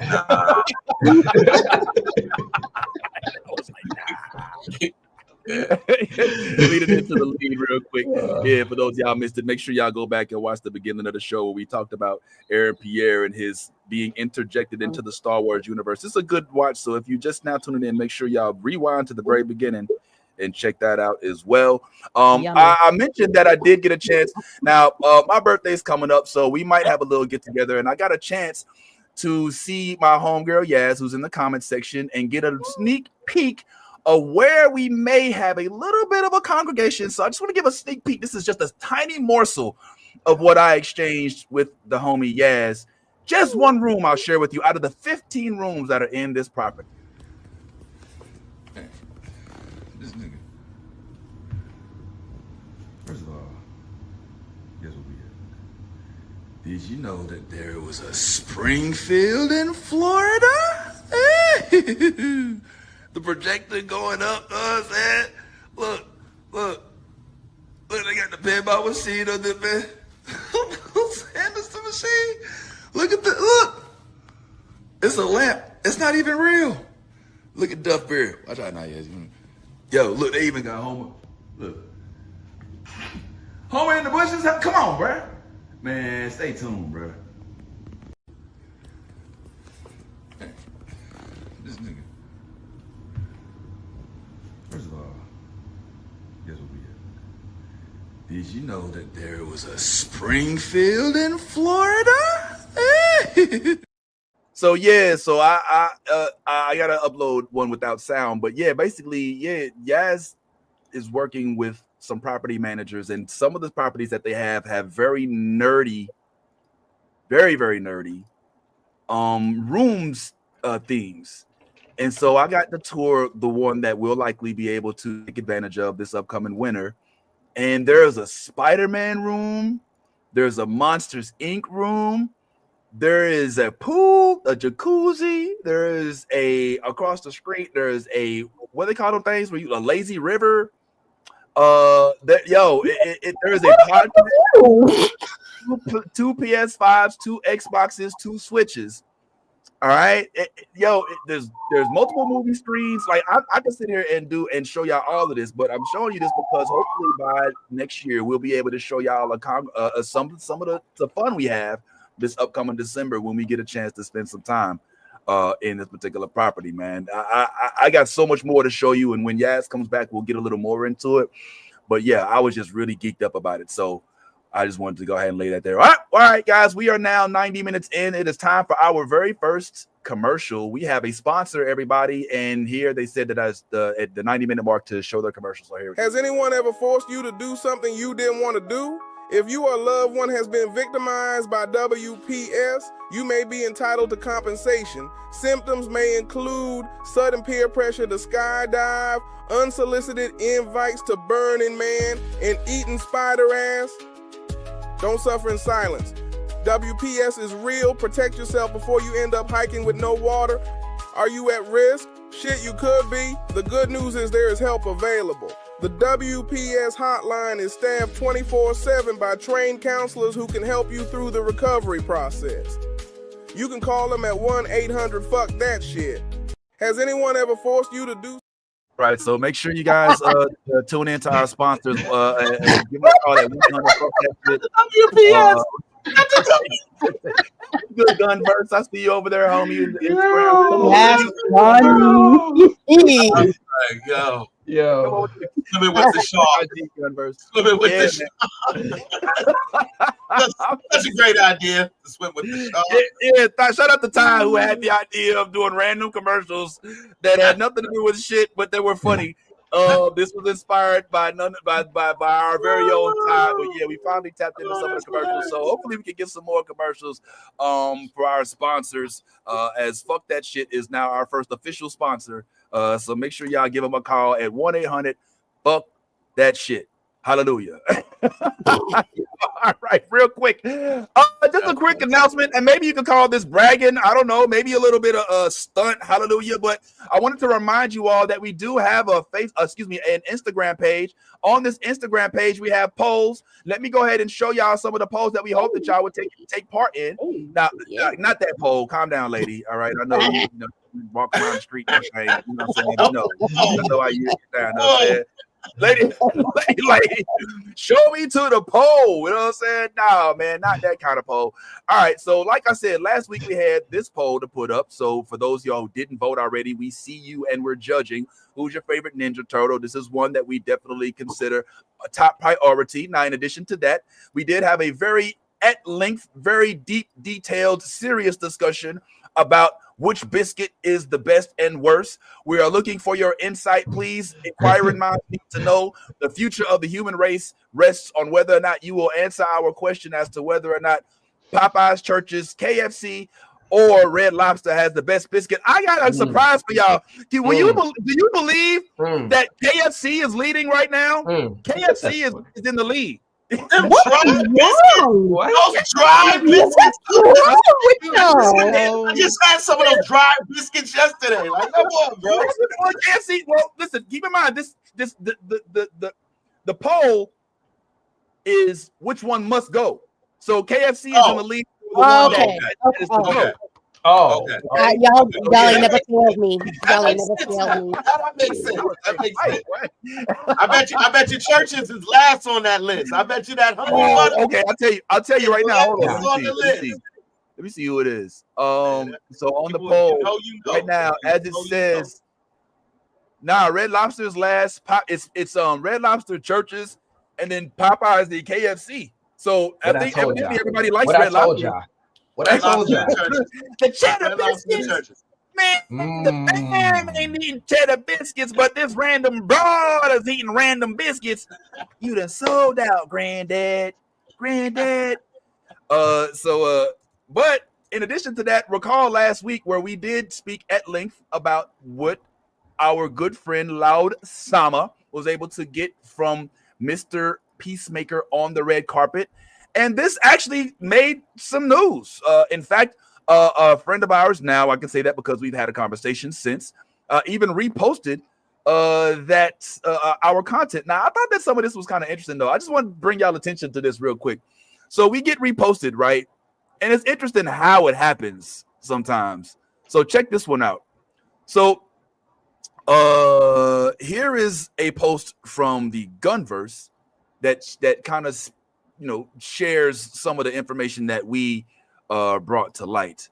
But just tell me if you notice anything interesting about the way that it's kind of brought to life here. So this is it. Gunn confirms that DC Studios is trying to figure out a way. Oh, damn, that's not you. Trying to figure out a way to integrate Static into the new DCU, since he's traditionally not a DC character. And here you'll see our good friend Loud Sama with our good friend James Gunn and our best friend Big Sean conversing about the goings on. I like that. It shows us, it shows Loud, it shows the interview. Dope. That is how you do it. Now, meanwhile, in other places of the universe, we just get a mere mention. Now, I'm not complaining. Definitely not complaining. But you notice the difference between that post and this post? Static Shock in the MCU would be peak, the New Blurred Order. Ooh. That's literally it. God damn. It's like, here, nigga, damn. Hopefully we'll figure out a way to do that. And then here's a few pictures of the character that we're talking about. No disrespect, Complex Pop. We love it. We love it. I mean, it would be nice, to include the interview, but I'll just take the love wherever we can get it. You know what I'm saying? I'm not going to lie to y'all. I'll take it wherever we can get it. I just thought that was an interesting way to to build on the story, but at least it's spreading the news. Any comments? No? No? I didn't think so. Fuck that shit. 1-800, fuck that shit. Yeah, I'm just happy to be mentioned. That's all I'm gonna say real quick. All right, just a couple more topics real quick, and then let's get into some of our shows, because we do have shows to discuss. Real quick, I haven't had a chance to do this in a while, so why don't we go ahead and check this one out? Hey, everybody, guess what? We may or may not have a storm watch for you.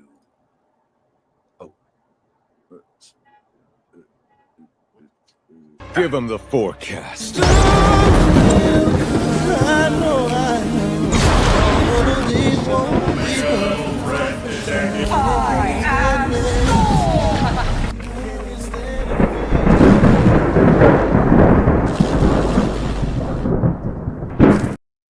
So we have a new Stormwatch. This is being launched as a potential. This is just rumor.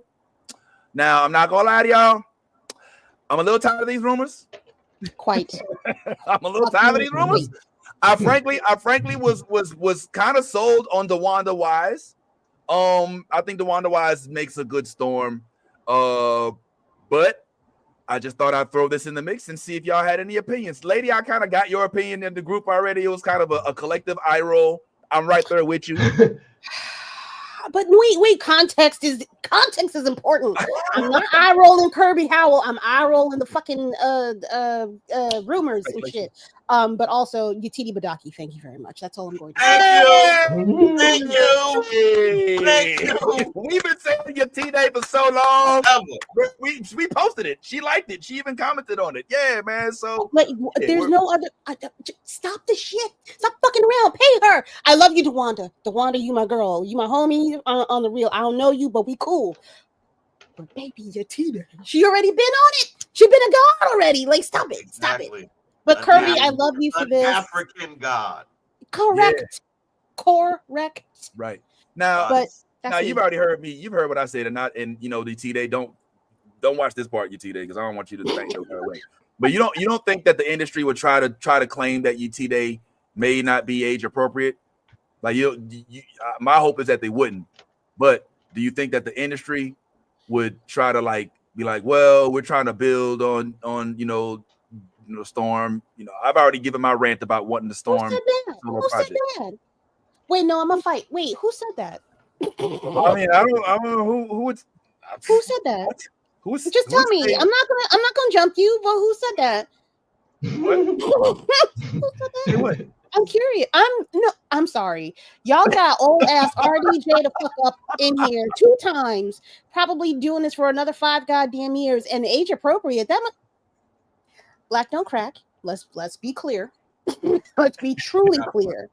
All of those women could play. I'm being extra right now because this is bullshit. But all them women could play somebody in their 20s today. Okay. Oh, applaud. Today. Don't play with me. It's not like Storm's got to do any fucking karate moves. It's not like she's gonna pull a hamstring or some shit doing a triple backflip. No, you gotta put her on a rig, put up in the sky, make her fucking do the lightning flashes and shit. Say I am fucking Storm and all that type of stuff, and that's it. 10 years of that. Give me some. Come to go. I've been with the bullshit on that. It's age appropriate. The fuck out of here. This ain't, what is it? X-Men, the teenage years. The fucking put the goddamn X-Men up there already. It's fucking around. Okay, it was me. It was me. I said it, and it was. And the only reason, look, all right, don't look at me like that. Okay. You know what I'm saying? Save yourself. I make the same. Look, I got 8 up on this panel because I said the same thing about Jamie Foxx playing Spawn. I was like, listen, I've already claimed Jamie Foxx is the most talented comedian of my lifetime. It's hands down flat. I don't care what you say about him dating white girls. He's the most talented. He's a comedian with a platinum CD and a Academy Award. So I put him up there. But if I want to see Spawn for a 10 to 20 year franchise, I don't want to hire somebody that's in their mid to upper 50s and make them have to like struggle to stay physically fit for that role. That's the only thing I was saying about Spawn. Now, hey, all right, go ahead, Google. He's in his 50s. Now, again, I took a lot of shrapnel for that. Even though it's Ty's former position, he's since moved. I mean, I'm not in terms of Jamie Foxx, but in terms of like old people. The throwing under the bus is immaculate. That is gorgeous. We keep bringing these old people. I'm like, no. When I say old, I mean old. Like when I'm talking about Samuel L. Jackson, who's in his 70s and 80s and all of that kind of stuff. When I talk about Morgan Freeman, who's in his 70s and 80s, those are what I'm talking about. I'm talking about geriatric. Yo, your T-Day isn't even close to geriatric. I'm not. Okay. She is.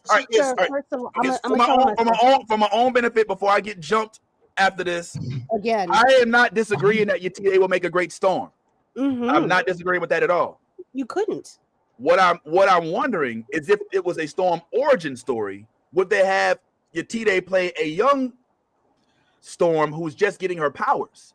That's as a different well. movie. Now I know that Yatide is as Salem pulls up behind Kira. What's up, Salem? But as I'm not saying that Yatide couldn't do it because I see her as Storm even today. The origin story is where I'm questioning it. You know what I'm saying? Like a young teenage Storm who's just now learning her voice. Would she also still be able to? I'm digging myself in there. First of all, she doesn't very much are. It's elegant. I've never seen such a crafty digging in my entire life. But go off, Chief. First of all, she doesn't have to. Let's be very clear. We've seen movies do it before, where they do an origin story and they have a younger actor do the first part, and then as the story progresses, then you get the real major actor who is your T-Day. So that. Listen, I want to take that out of the ethos that completely because you're gonna ruin this woman's opportunity. You're gonna ruin this woman's opportunity. Look, we do. This is the new Blurred Order. This is its own universe, sir. And yes, so we do have the power to put in and take out shit that we put into the universe. So we're gonna remove that from the universe. And so that no director is over here like, I was thinking your T-Day, but then I thought, what if we do an origin story? No, motherfucker. If you do an origin story, have a younger actor do the younger version of her, and then bring in this beautiful, this great, this marvelous woman into this role. Because when you talk about regality, you talking about your T-Day. So let's get it in there. Let's get it in. Stop playing with my money. Correct. Ding, ding, ding, motherfuckers. Honestly, the T-Day, like she's so like Out of all the people, even the one that I started with, well, I forget her name, the young lady who I put up here at first. I'm sorry, names I don't do. Look, right? look at you. Look at you. You already forgot about her. Stop it. I don't know names, bro. I don't know. What do you want me to do? I don't, Already out the window. What was the song that was playing at the erasing 12-minute habits. mark in Sitters?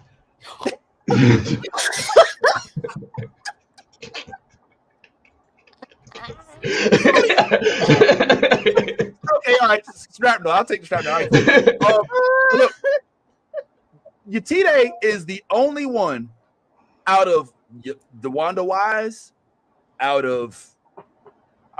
name, just insert black woman here. She's the only one out of all that have been floated that if I look, as soon as I look at Yatide, I'm like, holy shit, like, yo, she looks like Storm. And don't let her now, the only other one is that girl Jade Cargill or whatever, the wrestler chick. Yeah. The only other one, and it's only because I don't want to say only, but it's also because she does dye her hair, white, and she, she's got the whole muscle thing going on. But that's the only other one that I'm like, yeah, I can see her playing Storm. But this is the only one I look at. I'm like, yo, she is Storm. You know what I mean? And, we talked to Allison C. Smith and all that, but yeah, I'm still on the Yatide campaign, especially since Yatide, we know you be watching, so quit playing. We're gonna talk one of these days. You know what I'm saying? So quit playing. Look, I got this too, right? Because I said these because they go hand in hand. So just in case a director is looking to do the origin story and wants the younger version of Yatide, there is only one other girl that I've looked at and I say to myself, oh my gosh, if it wasn't Yatide, it would be her.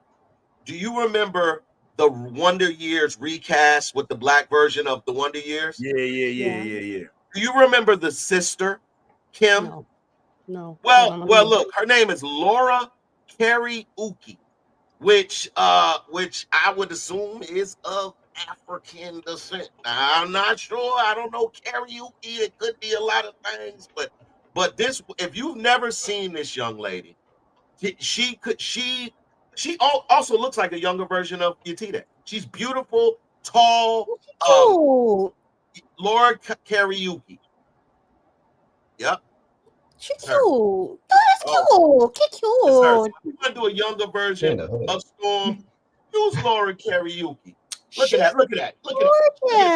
Give that to her. Come on, man.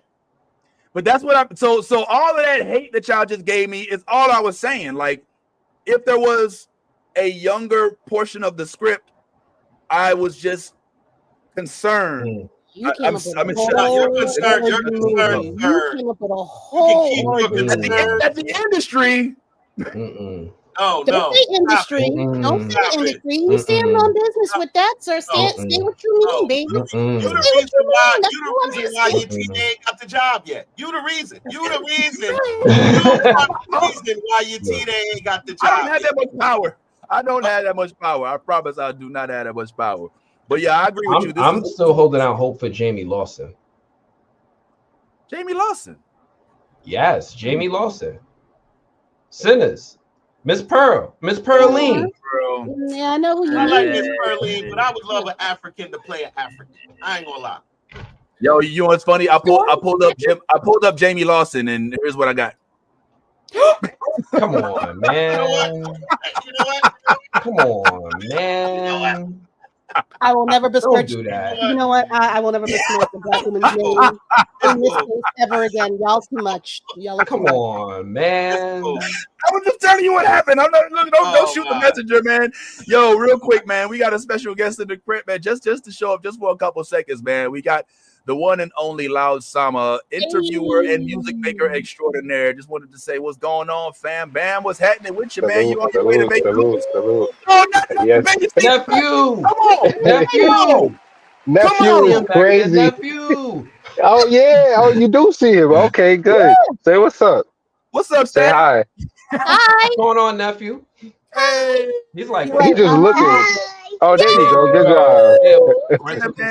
Everyone tell him. A flying skateboard, man, and let it ride out. Where you headed to, man? I mean, you know what? That ain't none of my business, man. How you doing? Well, it's cool. I'm heading to my boy's daughter's second birthday party, so I was like, let me just hop in real quick.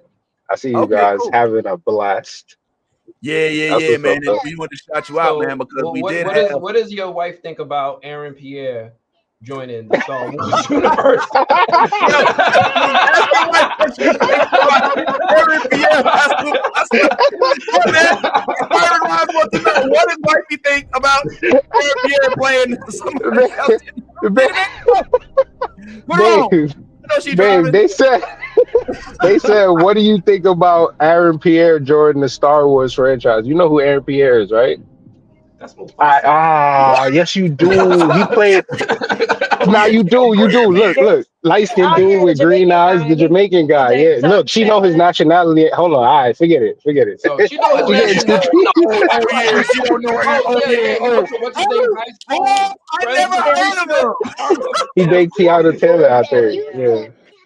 Green eyes. But green eyes, Jamaican. He's 6'3". Like bro, you know all the specifications. Oh, you mean hilarious. green eyed dude, the beautiful body, the small light skin? I ain't never heard of him. Watch my nephew get Not a day in her life. Yo, imagine that would be terrible. But yeah, we just here. All right, well, cool. Well, since you're here, man, I may as well include you on one quick topic. All right, we ain't gonna keep you too long because I know you on the road, and I know Wi-Fi and 5G and LTE and all of them things are scarce 5G? when it comes to private. 5G doesn't even exist. You got the 3.5G tower out there. I want to real quick just get your opinion on.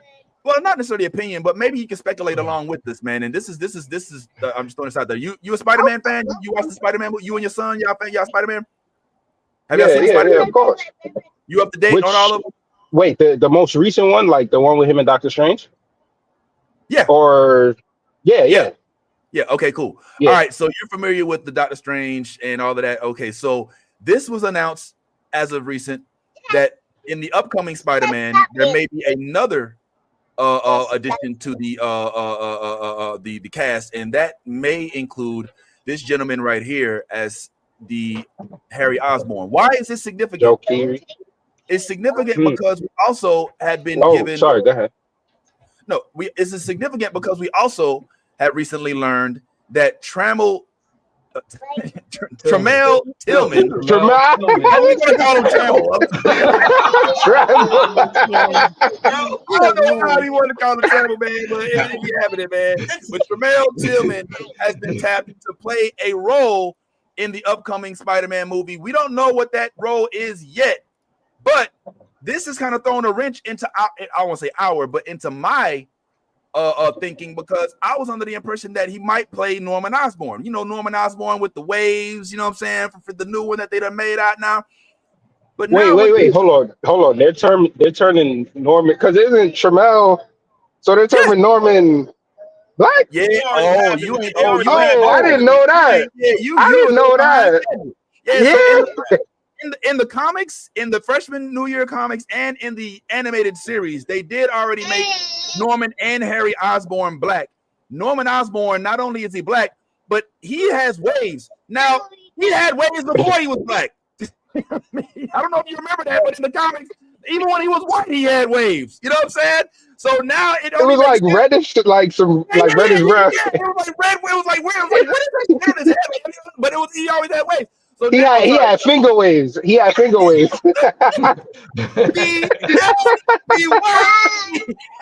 This goes out to all my baby mamas. Okay, come on, Fantasia.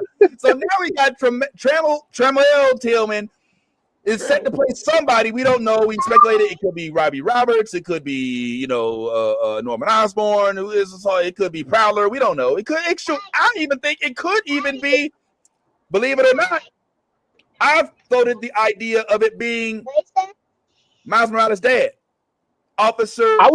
Okay. You know what's funny? When you said that, I was thinking Miles Morales' uncle at first. Is that Prowler? Yes. That is Prowler. Yes. Okay, so I was thinking Prowler as well, but then who you said after that? Robbie Roberts. Said Prowler. Robbie Robertson from the Daily Bugle or Norman Osborn. Could be. Those are the top choices that I had. I don't think it's Robbie Robertson, frankly, because that's too small of a role. Like he's really just a supportive cast member, and I think that this is too big of an announcement to give somebody who has only a couple. Exactly. I agree. I would think Prowler or Jamie Foxx is still a part of it. Okay, so yeah, he was in the last movie, so I would assume they wouldn't want to switch his role. And also, Jamie Foxx got time right now. You know what I'm saying? So, got you exactly. So those are the only two I was thinking. Like maybe they were replacing Jamie Foxx for some reason because he recently had a health scare, but he's perfect now, at least from what I see. So I didn't know if it was that or it could be Prowler. What was that? Sorry. I said his clone is doing just fine in the public. I don't know where his real body is. But his clone is doing fine in the public. Yeah. Didn't Jamie Foxx's character come from an alternate universe though? His Electro, yeah. Didn't that Electro come from an alternate universe? Yeah. And isn't this the MCU we're talking about in terms of multiple characters playing the same guy? Correct. Yes, you did. Okay. You saying something? Okay. To you, man. That does make some sense. So I can see that being the case. What's your son's name? Ares, like the God of War, Ares. Don't make that man. I named him that as a joke. I named him that as a joke because I gave his mom like 152,000 names. She said no to. I was gonna name him Kal-El, bro. That would have been fire. Legit. I was gonna name him Kal-El, and I was gonna call him Cal. You feel me? That would have been fire. She was like, "No, she doesn't like it." You see it? Yo, I swear. Every man that I said it to was like, "That's fire." Every woman was like, "No." Yeah. I respectfully would prefer a Val Zod before I would take a Kal-El, but whatever. I was gonna do Cal, and then I said Ares as a joke. Like the God of War. She was like, "I love it." I was like, "There we go." So I was like, wow. So there you go. Yo, Lord, somebody like Vince would have came in and fucked his name up and called him something else. Instead of Kal-El, it'll be Kal-El. It'll be Kal-El. Like, no, his name's Kal-El. Hey, yo, put your son Kale on the phone. Let me talk to Kale. Say what's up. What's going on, Kal-El? Hey, man, you like Spider-Man? You like Spider-Man? You like Spider-Man? Hold on. Oh, you can't. You like Spider-Man? Can't hear you like Spider-Man? You can't hear us. See in the earpiece. Yeah. Yes. Okay. Well, good, because we just casted you as the new Miles Morales. The way he looks like. You just got fan casted. High five. Yeah, man, you fan casted, man. That's cool. He's the new Miles Morales. Say thank you. Thank you. Give him a pound. Give him a pound. There you go. That's what it is, homie. All right, yo, check it loud. We about to start wrapping up real quick, man. So we'll let you enjoy your family trip. But we want to, we want to say thanks to, we want to say shout out to Wifey for keeping her pose, keeping her poise. Right. All right. She don't even know who Aaron Pierre. Right. Exactly. I don't want to get in between. You gonna hit her phone? What do you mean? Yo, calm down. But thanks for pulling up, man. We definitely love you. Oh, real quick, this is a good time for a shout out. Before we let you go, if I'm not mistaken, next week you're on assignment, right? Oh, yes. I'll be at the red carpet premiere of the new HBO series Task with starring Mark Ruffalo. Yeah, so I'm gonna be there. I'm gonna try to get all the juicy deets, as they say. I'm gonna try to get another moment. Hopefully we able to get something. As he goes through a tunnel. Yeah, I'm in the tunnel. We're in Holland Tunnel. Oh, that's crazy. All right, so next week, family, for the viewers, for our listeners, we expect to follow up with Lord Sama, the father of Kal-El, regarding what he may have gathered from Mark Ruffalo, who's also known as the Incredible Hulk or Smart Hulk or whatever you want to call him. There's a few other folks in this cast as well that aren't necessarily on this flyer. But yeah, we're gonna try hopefully to squeeze some maybe some Marvel questions in there, even though this isn't a Marvel project. So You already know he is a superstar on the red carpet, so we looking very forward to Hey, Loud I Sama. appreciate you, bro. Man, hey yo, thanks, man. We really appreciate you, Loud, man. We're gonna go ahead and let you go, man. Thank you so Salute. much. As See you later, always, family.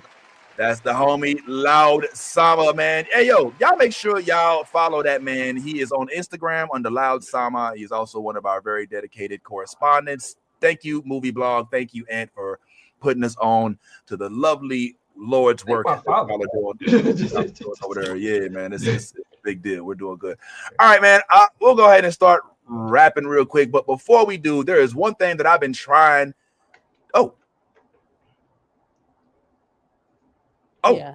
Is that right? Oh, I just got that okay, TMB. I see that. Yeah. Well, Yeah. We did. Yvette Nicole Brown will be joining us on. Now her people did just hit me up and change they pushed the date back again, so it's now in October. Because she's busy. Yeah. What am I gonna say? Nah, man, fuck all that. We got an agreement. I was like, yes, sure, whatever. Sure. So now we're looking at October 4th, but that's for the day that we speak to her, which will be a pre-recorded session. So when y'all see it, it may not be live. So you probably see it the week after that, but we hope to. My biggest thing that I can't wait to talk to her about is what it's like to walk down the Spirit Tunnel with Jennifer Hudson. She walked down the Spirit Tunnel, and I just want to know, like, did she think about it in advance? Did she know what she was going to do? You know what I'm saying? Like, I want to know, like, all of that good stuff. Yeah, I mean, that's what I'm interested in. But anyway, all right. A couple other things real quick, and then we will go ahead and get on up out of here. I thought that this was fascinating. A nerd like us, black one, made national news, and I think shined us in a pretty good light. Let's talk about it. I'm a nerd. Books changed my life. I get really scared when I think about who I would be if I didn't have those stories. And when I heard that kids are struggling getting access to resources, that they couldn't get the books that they needed, I said, well, then how are they going to become the people that they need to be? What happens if we have a generation of people that don't get the stories that make them who they are? And I figured if there was anybody that could get involved in my harebrained scheme, it was the nerd community. And thus Nerds for Literacy was born. Brilliant. And how close are you to this goal? Well, I guess what is... Well, I don't really care about all that, but I mean, not that I don't care, but we don't have time for all that, let me say. And so I just wanted to big up Tony, all right, for getting national recognition and for staying his authentic self and for showing that staying your authentic self does pay off, because it sucks to have to twist and contort yourself into what you think people want you to be. Nah, stay authentic to yourself. If they don't fuck with you, you know why, all right? And maybe they don't deserve to be in your space. So I like seeing when Tony and folks that are like us get their just due. My last bit is hey, y'all just keep hitting me with the don't this. Hit me with the updates and stuff live, man, because you know I got ADHD and I'll be sitting there, I'll be like, all right, we're gonna work. Oh, what's this? Oh, yeah. You know what I'm saying? So now this is what I've been trying to talk about for the longest. I am obsessed with this. It's a video game. Now, lady, you're a gamer. I've seen you playing. I've seen your streams. All right. Are you an FPS person? Do you FPS? I can't. I want to be. I cannot. Okay. Vertigo? Turn it up? No, Vertigo. No, is it Vertigo? Nystagmus. So I'll be playing a game, but if I'm in first person shooter while I'm playing, my eye. I am special. Fuck that.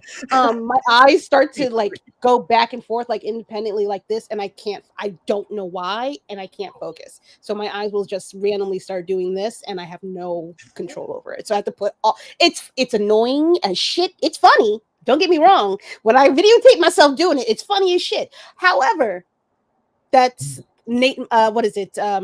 genetics have predetermined that I am not supposed to be the greatest first person shooter on this planet. Now, if you need a wingman, I got you all fucking day long. I'm gonna be pointing out shit off to the side. Now this guy's coming up on your six. You need to get in underneath the tunnel, come back out over the other side. You'll be able to get them and pin them in and do a pincer maneuver. I can do all that shit. Playing it, can't do it. But, all right. What game? And you FPS guy? Love them. Yeah. What's the best one? It's GoldenEye. But I've been at this since. Wow. Okay, When I say I'm a FPS player, that's how far back I go. But I go back and forth between the CODs, the Call of Duties, and the, whatever Bungie is putting out. I love those games. Okay. I'm a FPS guy. FPS, for those unaware, first person shooter. It's the games where you kind of hold the gun, but you don't see yourself. You know what I'm saying? And you just assume that you're holding the gun. Sometimes they can put a third party dimension in there or whatever, or a third person dimension view in there. But my literal favorite FPS, hands down, is what I'm about to show you now. Tell me what you think about it. Oh, is it Metal Gear? Oh no!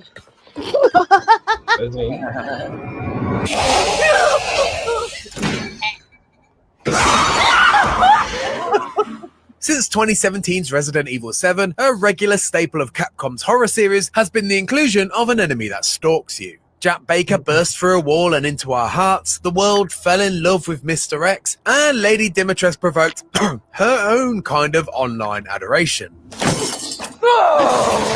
Resident Evil Requiem appears to be keeping up this tradition, with its own take on the hulking, relentless pursuer. And so far, from my small 20-minute sample at Gamescom 2025, it feels like Capcom has created a new, lumbering foe that more than lives up to the mantle of a Resident Evil stalker.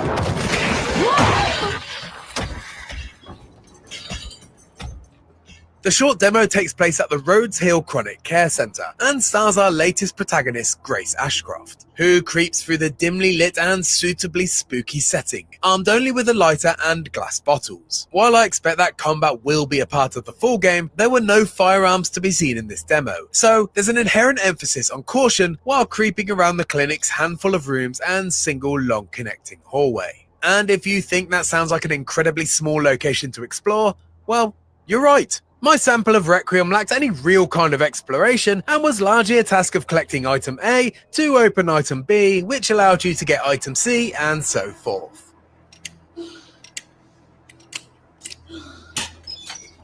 All sounds simple enough, right? Well, in classic survival horror fashion, your uneasy confidence is quickly jump-scared out of existence upon the arrival of the as-yet unnamed stalker enemy. After Grace discovers a lifeless zombie, or infected in her words, a hulking claw lurches into frame to manhandle the corpse. The camera lifts just as the creature plunges its teeth into the zombie's skull, both demonstrating the beast's sheer mass and how it has little consideration for the iconic fodder of the series. This new stalker is Lady D tall, with the frame of Resident Evil's Lisa Trevor and the vice-like jaw of a Wendigo. She has bulbous eyes, claws for hands, and a Quasimodo-like posture. Once unleashed, this stalker, like its recent relatives, is persistent, promptly reacting to the sounds, sights, and smells of Grace.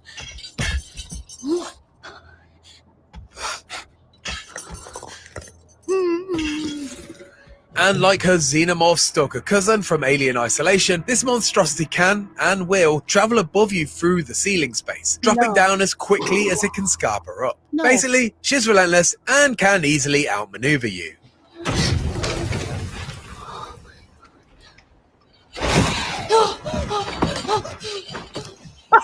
Fortunately, there are a few tools in Grace's arsenal that can help you survive, though. The first being the aforementioned glass bottle. As you might expect, they're primarily used as a distraction tool, drawing the stalker's attention to the other end of the hallway and buying you time to slip past. Well, we don't need a whole walkthrough, but the point is being made. Resident Evil is coming back finally, and even though Kira twisted, twirled, and contorted through the entire thing, because evidently this ain't your jam, huh? No. I get so immersed in video games, like just like I'm playing Expedition 33. I'm in the game, like even though it's third person and it's turn based, I'm in the game, and I swear to God, somebody would call the fucking cops as soon as I started to play this goddamn game, because I would be screaming for bloody fucking murder. I can't play these games. I can't play these types. I can't play horror games. I can't. I'll go to a horror movie all day, sit through that shit. That's cool. Ha ha ha ha ha. Whatever. Oh, bitch, you shouldn't run up the stairs. This shit, can't do it, boo. Can't do it, boo. Can't do it. Throw the fucking controller across the room. Well, if I may, I love it. Listen, I'm not into horror like that because it's unrealistic to me. but put me in the actual movie. Like I would rather. I've gone to Halloween Horror Nights, and that's way better than watching the movie when you're in the actual action. So the first time I played Resident Evil, the very first version on regular PlayStation, it was 1997. I was at Florida. 1998. Excuse me. I was at Florida A&M. I'd gone to my homeboy's apartment.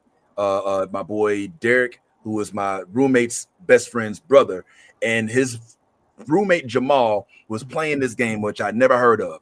And I was like, yo, that's cool. Can I play? He's like, absolutely. He's like, hold on. As soon as I'm done, he gives me the controller. He's like, all right, all you got to do is just go into this room and then you start playing. I was like, all right, cool. I get it. I start walking. I go in the room and I get eaten by a giant plant.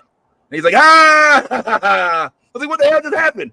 Not only that, but there's walking beasts that decapitate you with one leap in the very first Resident Evil. That was my first exposure to this. And the feeling you get when you walk in a room and a zombie sees you, holy shit. It's not like when you just jump scared. It's like, oh shit, I gotta run. So the evolution of Resident Evil is one that I believe does not necessarily get the recognition I believe that it deserves. Like this is literally playing a horror movie, but they do it so uniquely. Of course, it starts with zombies. They're not real zombies because they're all infected, kind of like Last of Us, but there's with this thing called the T virus. They moved that shit forward, and now in the last one, which I think was, what was the last one? Biohazard? Powers. No, it was The Village. I'm sorry, The Village, where they're now mixing wolf.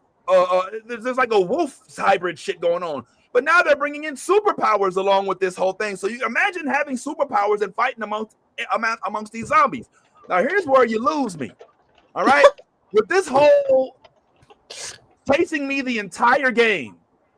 This is where you lose me, Resident Evil. All right, I know you did that with Resident Evil 3. Where we were stalked the entire time by that freaking big ass I forget the name, but it's like a T the T virus dude or whatever. Nemesis. The Nemesis. Yes, Nemesis. Thank you so much, Ant. The whole game, the entire game, and it's enough. You know what I'm saying? Like, let me get a breather. Like it that just made. In fact, I was replaying Resident. It's 2. It's not even 3. It's Resident Evil 2, I think. I'm replaying it, and I couldn't even get through it because it might have been 2 or 3, one of those. I don't know, it might be 4. I don't know. It's like I just can't go through it where it's like every corner I turn, I gotta worry about the same Nemesis dude following me around, and you can't kill him. He just follows you the whole game, and so this seems to follow in that same thing. I don't like that. I like the way that they did it in The Village more, where there's somebody following you, but they can be killed with that big lady with the hat with the long nails. So I'm looking very much forward to this. This is my favorite game, literally my favorite SPS, period. I'm a Helldivers fan. I'm a Call of Duty guy. Not really as much, but I don't like shooting people.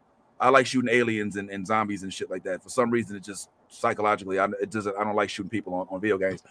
But this is my shit, and I cannot wait for this to drop, yo. I'm not gonna lie. I think I'm the only one on here who may have that same feeling. But I cannot wait. Like I'm literally, it's been years since this came out, so like I'm so geeked up about it. Now, not to be outdone, because for those of y'all that know, Resident Evil often gets put into the same category as another very popular movie / video game, and that one evidently has another project coming out as well. And if by chance you're lucky enough for me to find it, we might just show it to you right now. And this one actually, this isn't a game. This is another one of those movies that is based on a game, or at least a project. So let's give it a gander before we get up out of here, y'all. And then let's see what y'all think about this on the other side.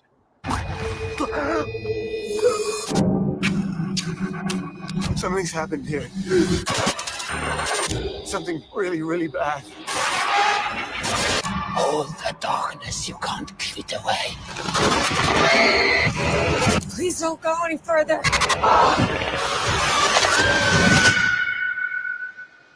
You don't know what kind of hell you have to face.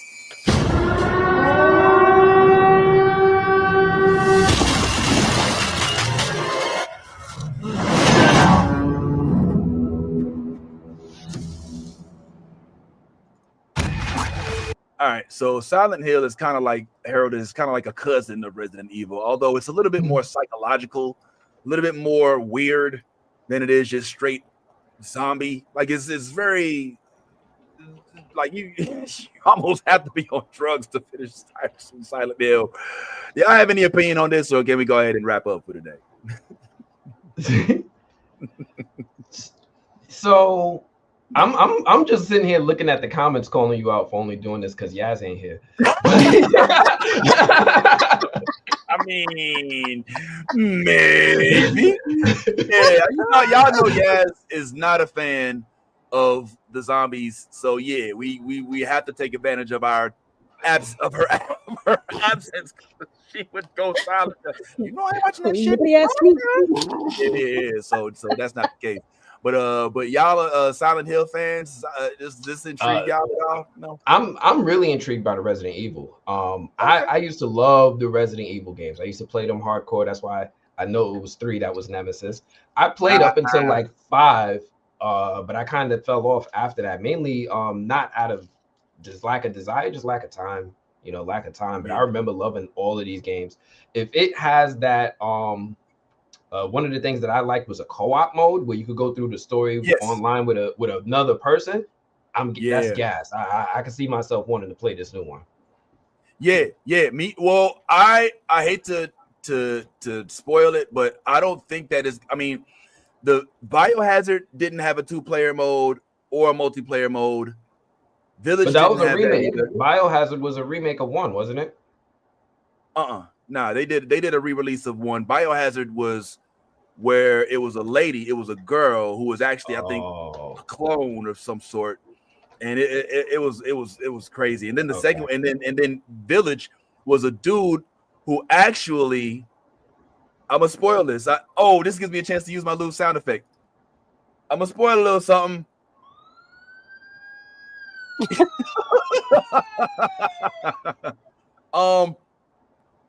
The dude is a zombie in Village. The main character that you play as is a zombie, and that's a new twist. And he has a daughter, and the daughter has powers. Like, this shit is crazy. It's getting crazy. Like, Resident Evil is going there. You know what I'm saying? So, but yeah, me and Ty used to play Resident Evil 5. That was the one where 6. I'm sorry, 6. That's the one where they give you the Leon option, the Chris option, the Anna option, and I think the Claire. I think there might be a Claire option. But yeah, we were playing online together, and that was my joint. But yeah, man, the best part is like just you guys know when you're in that movie, and then that main character goes to open up the door, and you're like, why are you opening the door? Don't you hear the music? Don't open that door. Well, in this game, you're confronted with those types of scenarios. Like, you're stuck in a house and you need the key to get out. So they let you walk around, and then there'll be a open door. And you're like, well, is the key in that room? Open the door. Bam! Zombie, you like, oh shit. You know what I'm saying? Pop, pop, you're trying to shoot, but there's no bullets. You got to run around and try to find bullets. Oh, you go over here and there. Oh, this one only has 3 bullets. So you got to make sure you use them properly. Bop, bop, bop. Now you're out of bullets. Now you got to trust your hands and fists, and you can't really fight like that. And then you finally beat one zombie, but that zombie made so much noise. There's a horde coming now. Or it's just nuts. It's so dope feeling that type of thing when you're actually playing it as opposed to watching it. So that for me is why I'm very much looking forward to the Resident Evil dropping this year. I think. I don't know if it's I think it's this year. Might be coming out this year. I'm looking.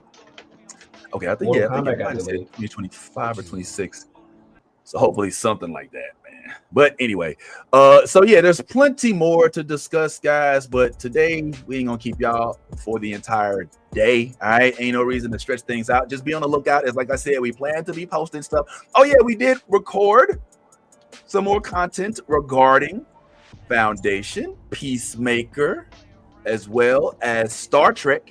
We didn't get to get into Alien Earth as much yet, but hopefully we will next week. So if you are definitely followers of ours, then do us a big favor. And after this, once this is completed, go ahead to the YouTube and watch the rest of our videos, especially the ones pertaining to the upcoming episodes of the shows that we love, such as, like I said, Foundation, Strange New Worlds, Peacemaker, Alien Earth. We will be still talking about these, maybe not every on Saturday, but we'll definitely keep these in the loop. I want to say once again, thank you all, including those that act like they don't know who Aaron Pierre is. For pulling up today to chat with us. Thanks, lady, for giving us a tour of K-Town and the Korean bodegas and all of them good Jones, and then a nice little walk through, where's that, Brooklyn? Through the Manhattan.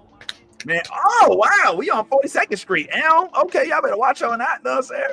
Not me. You okay? Sorry, that's just what the job is. Shout out to Ann, shout out to Bad Ty for pulling up, shout out for Nolly and Yaz being in the comments, as well as everybody else, and most importantly, shout out to you for pulling up and giving us somebody to talk to about the stuff that we love to talk about. And thank you very much for participating in our conversation. As we always say, be your authentic self, because if you ain't being yourself, you being fake. And in all things, if you is a geek, then go ahead, let that good old geek flag fly. Deuces. Has anyone ever forced you to do something you didn't want to do? If you or a loved one has been victimized by WPS, you may be entitled to compensation. Symptoms may include sudden peer pressure to skydive, unsolicited invites to Burning Man, and eating spider ass.